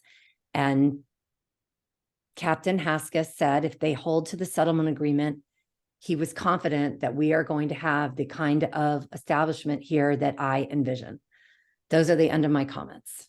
On MacArthur Boulevard, Tricia. If my question still has not been addressed, what experience does this applicant have running a medical marijuana dispensary? So we can bring him up for that, but they've only had what, 11 licenses given in the entire city. There's so few people who have a license to actually run these. Tricia, on MacArthur Boulevard? The answer is no experience running a medical marijuana dispensary or an all cash business. Is that correct? I don't know. I don't know. Tricia. I can hear you, MacArthur Mr. Barnes. We are very formal here. Okay, Councilwoman Duncan. It's on Commissioner. MacArthur Boulevard. Are we talking about MacArthur Boulevard? Why MacArthur Boulevard? That's what I'm asking. Because that's where the applicant put in a license. We didn't didn't- pick the location. we didn't Anywhere choose in the ANC, Maryland. We didn't choose this. That's Commissioner Nowak, and Yeah. we didn't choose the location. The applicant did. Yeah, but don't we have a That's the say in answer to your that, Commissioner Norwalk? I think that we also need to remember that previous commissions have approved marijuana licenses on MacArthur Boulevard close to Key School. So is that right? We are working within the bounds of the law. Precedent doesn't mean anything. We're here now in the present. Is it right? No, it's not right. And you know that, Tricia.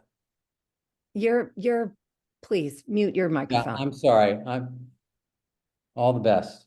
Commissioner Nowak. Thank you.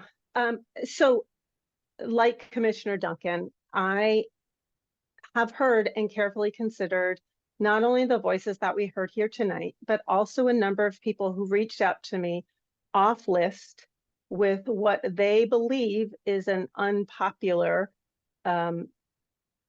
position of being either in support of the marijuana dispensary for their own use because of their libertarian views of the situation. And then a large percentage of people who were ambivalent, who said, I'm neither for nor against, but I'm neither for nor against. I want to go back to Ms. Martina Sullivan talked about her work with smoking, as did Commissioner Simkowitz. I do not smoke. I don't like the smell of cigarette smoke. And I am grateful to Commissioner Simkowitz for the work that he did to take it out of our bars and restaurants. My husband doesn't drink alcohol, and I'm sure that he would be happy if the restaurants that we go to did not serve alcohol.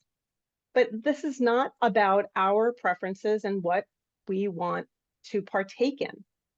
37 states and the District of Columbia have said that marijuana is legal and should be treated in the same or similar way to alcohol.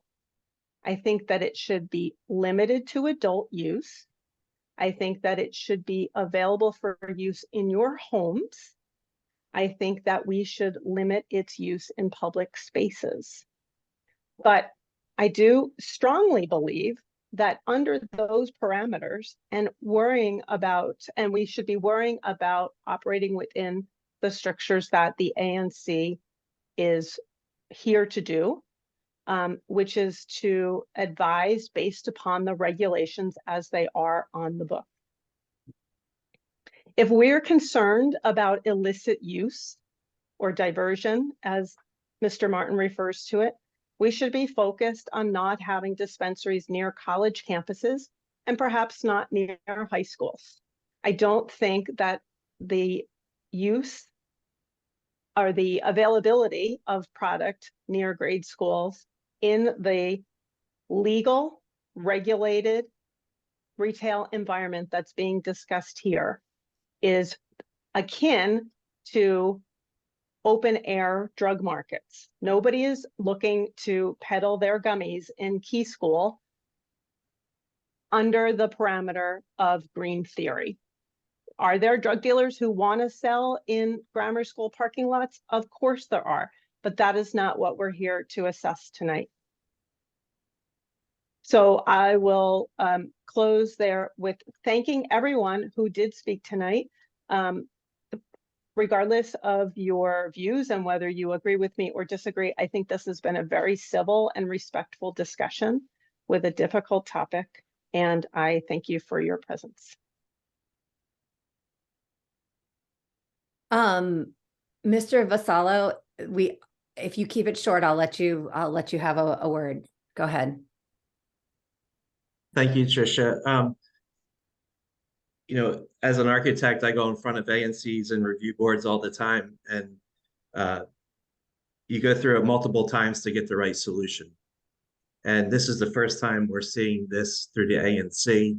I feel like right now there's 73 people on this call, and we're rushing to judgment on an application that doesn't need to have a ruling tonight. I would recommend that this be deferred until further investigation can be analyzed to address the comments that you've heard tonight. Thank you. Thank you. And I saw that, why do we have to decide this tonight? So ABCA has and Bernie, jump in here, a timeline that the clock is ticking. And if we don't discuss it here tonight, our time is going to be out. Is that? Yes, the 45-day window will expire before our next ANC meeting. We have to take action today. I would like to offer an amendment.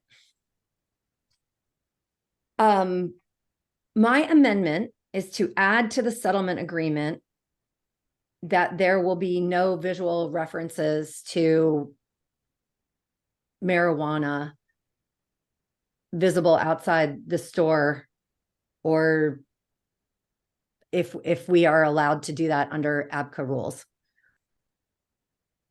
Do I have a second so we can have a discussion? Commissioner Simkowitz, give me a second. I know that we had talked about this with Mr. Martin, and we can bring him up here, but he had said that they were not going to have anything on the outside of the store that was going to indicate that there was cannabis there, except for their green sign with the white letters.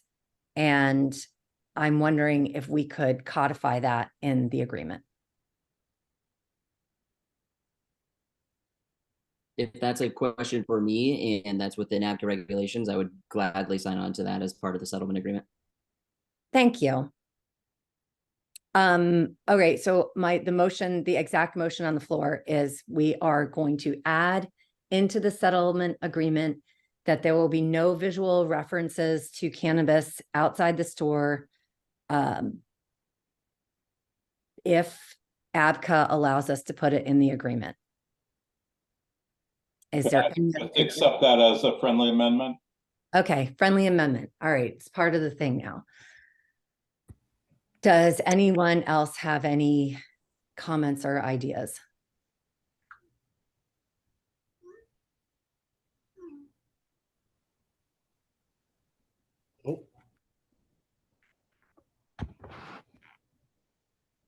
Am I allowed to speak, or were you only asking about commissioners, Tricia? Yeah, can I move the question, Commissioner? I'd like to move the question. I think, Ms. Shaw, I'm sorry, we are past that point of public Okay. comment. I'm sorry. I just liked Mr. Elkins' interim.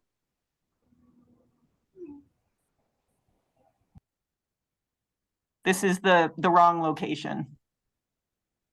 That he said we can do something, say we get it, it's the law, but this is the wrong location, and that's what we're going on record as. But I'll shut up now. Okay, I appreciate that. And I see that point. But anyway, someone has asked to call the question. So unless there is any other commissioners that are against that? I have a question. Go ahead.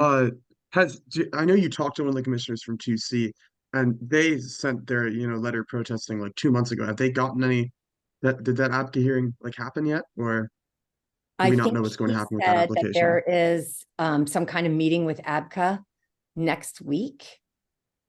Funny enough, he was asking about our situation here, and he's like, "Oh, I don't think you're going to have any problem." I was like, "Isn't that easy to say?"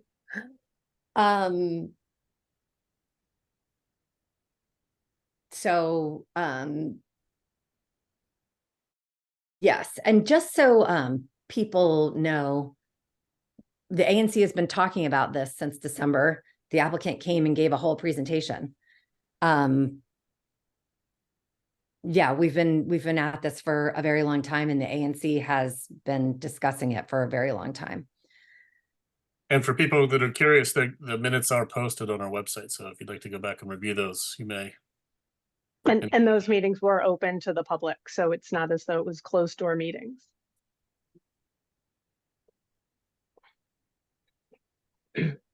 Commissioner Elkins? I'm sorry, I haven't formulated this well in my mind yet, but I'm wondering whether, assuming that I'm reading the tea leaves that the commission is that my colleagues are in favor of the current letter, whether we might want to add some paragraph that says we've had considerable concern on the part of the public about whether in fact the presence of this facility will have an adverse effect on the neighborhood in ways that at this point we cannot measure, but we ANC 3D and the neighborhood will be monitoring this very carefully and reserve the right.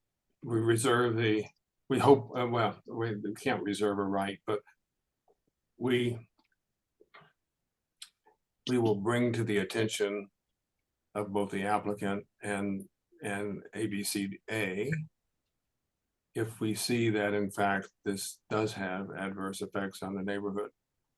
I mean, some way of our present letter reaches the agreement that we have concluded that it's not likely to have a significant impact on peace, order, and quiet, etc. And that may well be true as of this moment, but I think our neighbors are raising the issue of what happens in the future if that's not true. We can't see into the future too well, so maybe some way of being able to come back to ABCA later in some kind of protest to say, this has had a very negative impact on our neighborhood that we did not anticipate, but that our neighbors were concerned about, and that we'd like this applicant to move elsewhere.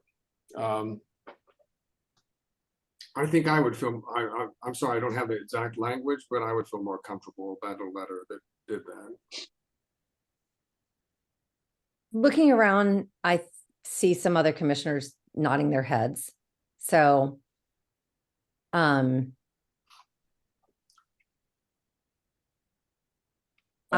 ahead, Commissioner Horn. I don't think that we can say that we will protest in the future.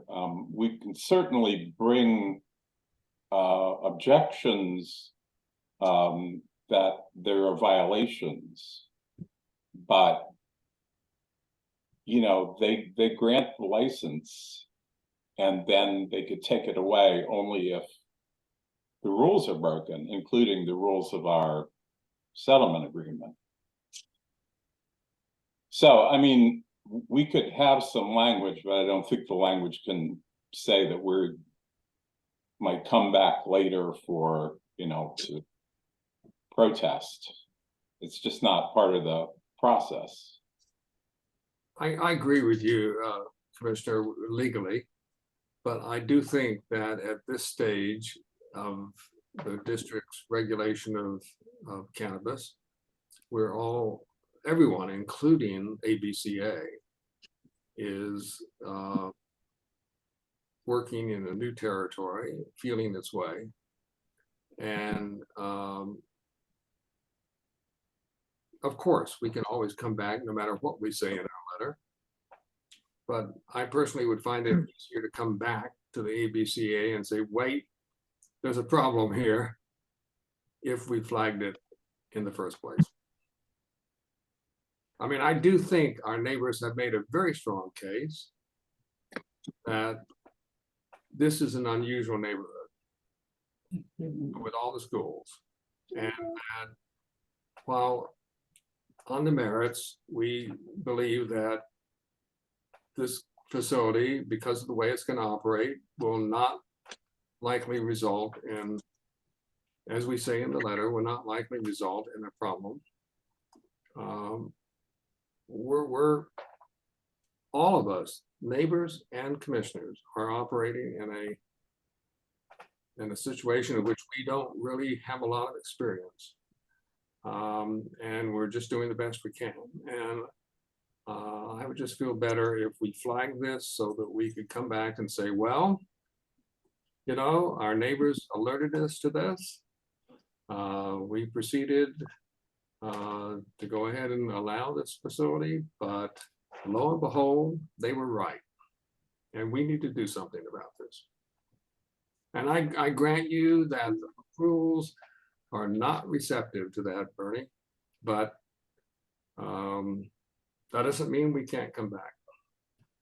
So, Commissioner Elkins, are you not feeling comfortable with paragraph number 9, which states that the applicant agrees to abide by all ABCA regulations as well as the commitments in the settlement agreement?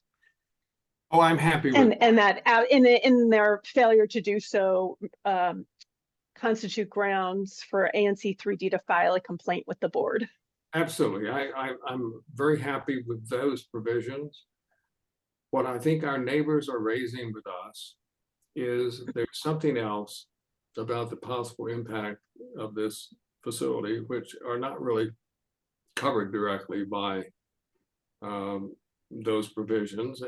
And they do talk about the peace, order, and quiet of the relevant area. Those are very broad terms, but I think that's what they're directing them their comments to. And we're doing the best we can to say, well,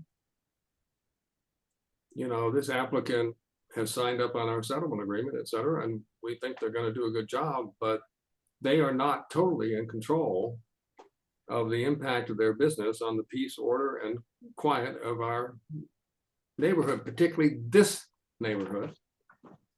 And we are essentially putting down a marker that we're going to be watching to see that. And we may come back and find an opportunity to protest on the basis that this facility, even given its good faith operation, is in fact having an adverse effect on the peace, quiet, and order of our neighborhood. We don't think it's going to happen, but we may be back. We could say that we're going to be vigilant. Right. But a protest is a particular legal thing in this law, and that we cannot protest after the 45-day period, but we can be vigilant and insist upon the requirements be met. But Commissioner Horn, isn't there an opportunity in the future? And I think the regulations I'm familiar with were still in draft at the time I was looking at them. So I don't know what the final rule is, but there is an opportunity at a certain point where this applicant has to come back to renew his license, just like a restaurant or. Yes, just like a restaurant. Okay, and at that point, having been vigilant and heard from our community, we could at that point, am I correct? Absolutely. Yes. We would protest on the basis of it's having an impact on the peace, order, and quiet of our neighborhood, which is what we're a little worried about at this point. When would that be? When would they renew it? I'm sorry. When would that be? When would they come around to renew it? Like how long of a time period would we have? 1 year, I think it may be 3 years. Do you happen to know, Commissioner Horn? When the I don't. I think Mr. Martin would know. I think it's 3 years. Mr. Martin, do you know when would be the first time we could protest about your performance? Our license. The impact of your facility? Anybody could email ABCA at any time and voice displeasure with our operation. Our license will be good for 3 years, and then we can opt to renew it at that point. I personally thought it was wise on the commission's perspective to include the language around the opportunity to cure, and it spells out that there is guidelines in place for the ANC to file complaints with ABCA and to ask for the storefront to be investigated. So there are avenues. I think protest is kind of a misnomer in this case, but there are avenues for feedback from the ANC to ABCA. So I think in those terms, I don't think we would be protesting. It's unlikely we'd be protesting that the applicant has violated the settlement agreement, because I accept their good faith in agreeing to the settlement agreement.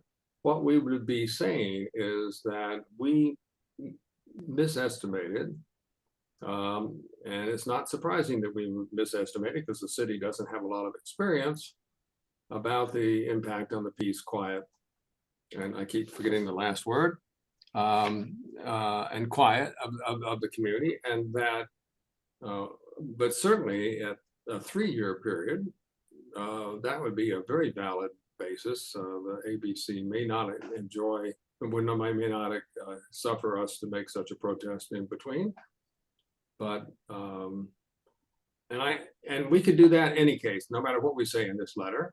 Don't get me wrong, but if I were going in front of them next year or 3 years from now, I'd like to be able to refer back to this letter and say, we operated under lack of full information about what the impact might be of these dispensaries because the city has not had much experience on that. And that we were very concerned about this because this is a very sensitive location because of the school. And lo and behold, here's our chapter and verse about what all the impacts have been, and we protest.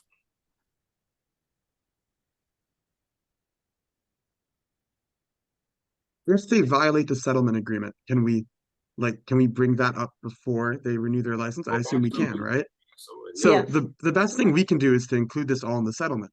And I think the third paragraph is the place where we want to do this. I mean, the fundamental thing that might violate the peace, order, and quiet of our neighborhood, I think, is people consuming marijuana, whether it be smoking or taking an edible or whatever in the surrounding areas. So I think if we added a sentence about like consuming cannabis products violating the peace, order, and quiet in the settlement, that would be better maybe. But I do think that if they adhere to the settlement, like actually strictly, if they do provide the enforcement and police the nearby maybe we should define nearby plaza or nearby area stronger, so we know exactly what area we are tasking with them to police, given that this is probably the main issue that most people have here, will be that people will come and not only buy from the store but consume in the neighborhood surrounding it. So is that, do we want to, you know, actually define, maybe include the alley that people are concerned about, to make sure that people don't, that this is not like a way for them to get out of the settlement, and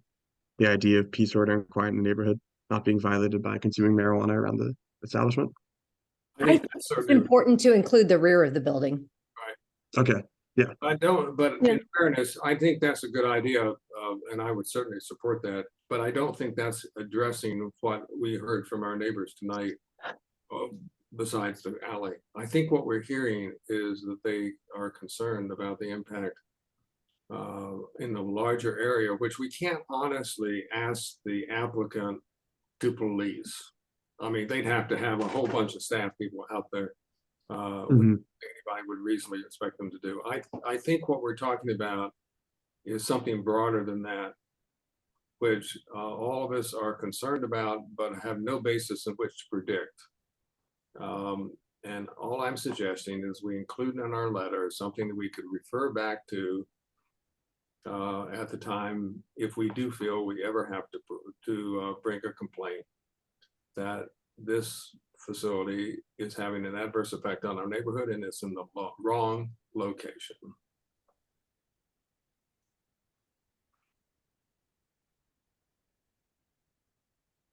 Okay, did you want to come up with an exact sentence? And while you're doing that, to address some of the comments, but particularly Commissioner Simkowitz's ever consistent reminder that this law, DC's law, violates federal law when it comes to marijuana regulation. In our second to last paragraph, where it says, in summary, with this agreement, the ANC believes that blah, blah, blah, as listed in DC code section, blah, blah, blah. We could say, but ANC would like to acknowledge that this DC law likely violates federal law. Just putting it out there. Respectfully, I don't think we're going to. Commissioner Duncan, thank you, but I mean, I think everybody knows that by this point. Okay. You know, really the problem is that DC did this. You know, they shouldn't have done it, but they did, and we're stuck with it. You know, I would recommend everybody talk to their council member, because, you know, this is above our pay grade, significantly above our pay grade.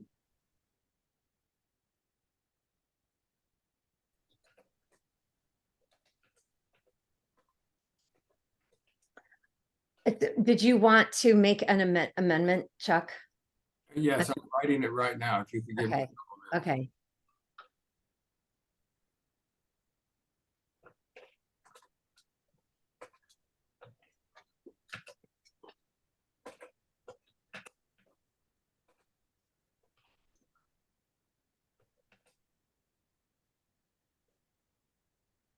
Can I offer another friendly amendment, Commissioner Horn?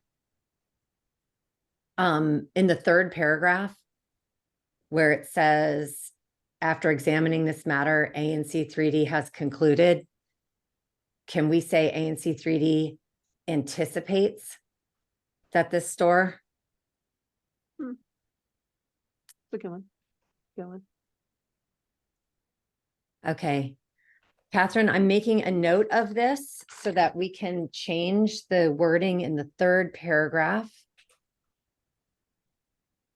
to change the word concluded to anticipates. And then we'll change the syntax after that so it makes sense.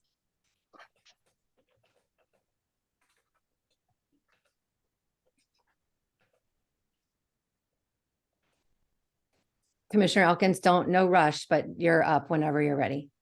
I'm almost there. Okay. I don't type. No rush, no rush. Mr. Martin, I have a question for you if you're still with us. Of course, Commissioner, I'm with you. Would you be willing to expand your exterior surveillance to include the alley in the rear of the property as well as the plaza in the front? We would. That's part of our commitment to applying to the program that's outlined in the settlement agreement as well. For the rebate program that would cover exterior facing cameras, which would also not only be impactful to our business, but the police could request that surveillance for ancillary crimes. So we've already committed to that as well. Okay, thank you.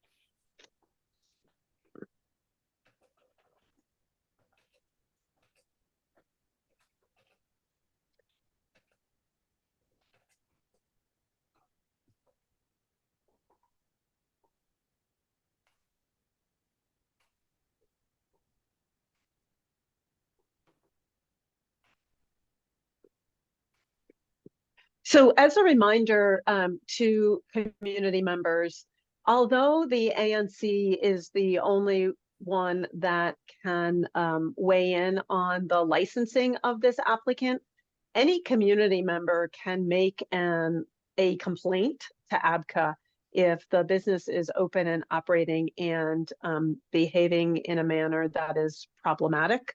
There is a process for community input on that, and I think any individual can submit an ABCA complaint. Madam Chairman, I have shared some very quickly typed material. Can everybody see it? Yep. Yep.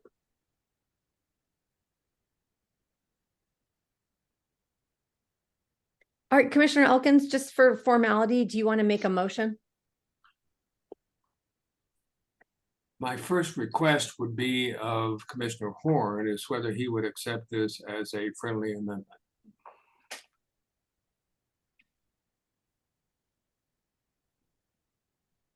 I don't see a problem with it. Let me read it one more time and let other people read it and see if they have a problem with it. Do you have a specific place in the letter you think this might be ideally inserted? Do you think the second paragraph or like towards the end?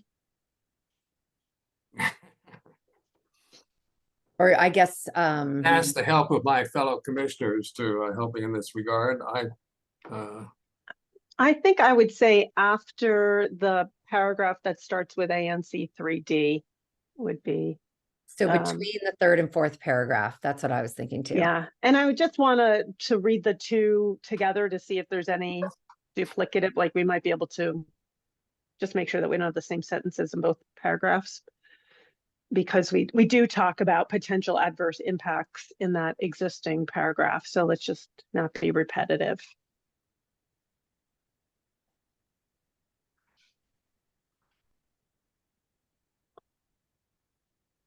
Yes, maybe eliminate if we put it there right after the paragraph ANC 3D. Yeah. Eliminate the first sentence. And say, however, let's see. Oh, just a okay, I see where you're going. I see where you're going. Yep, yep. So start the second sentence. I'm going to. Yep, right there. Real time. However. So delete that first sentence, right? Yep. Yep, I think that looks good. I would take out the second however then, because you start the next sentence with however as well.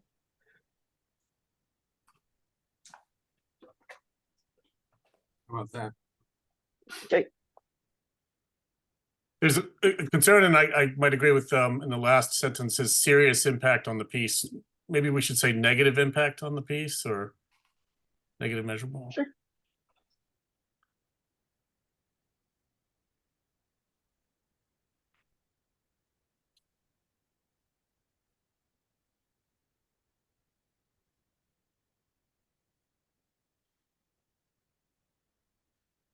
So I ask again to Commissioner Horn, whether this is a friendly or an unfriendly amendment.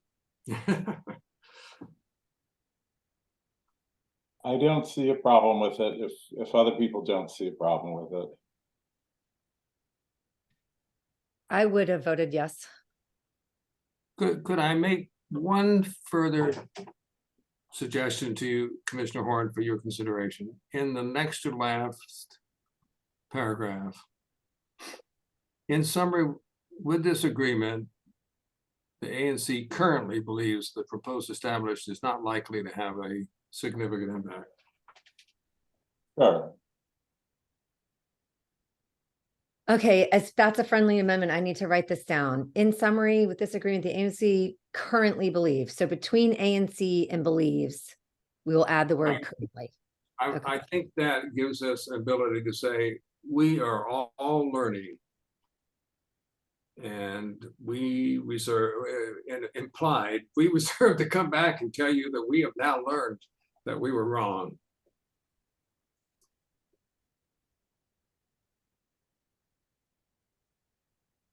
All right, so 3 friendly amendments.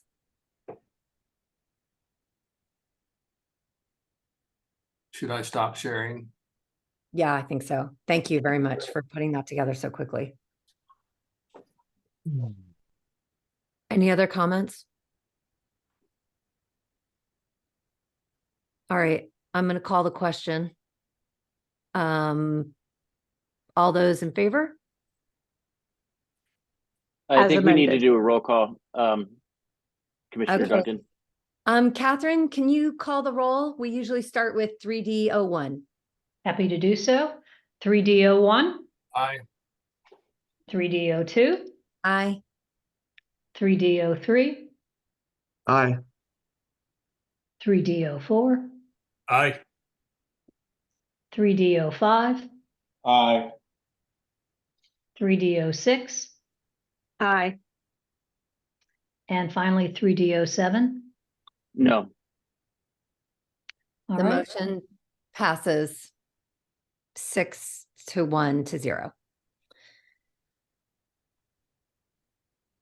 Motion on the floor is to adjourn.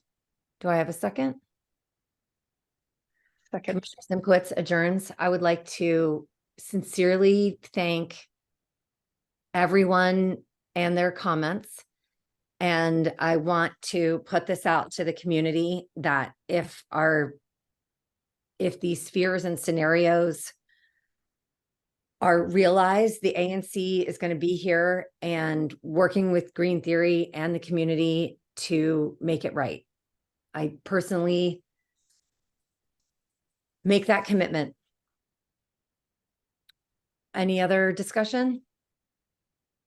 All right, all those in favor to adjourn? Motion passes unanimously.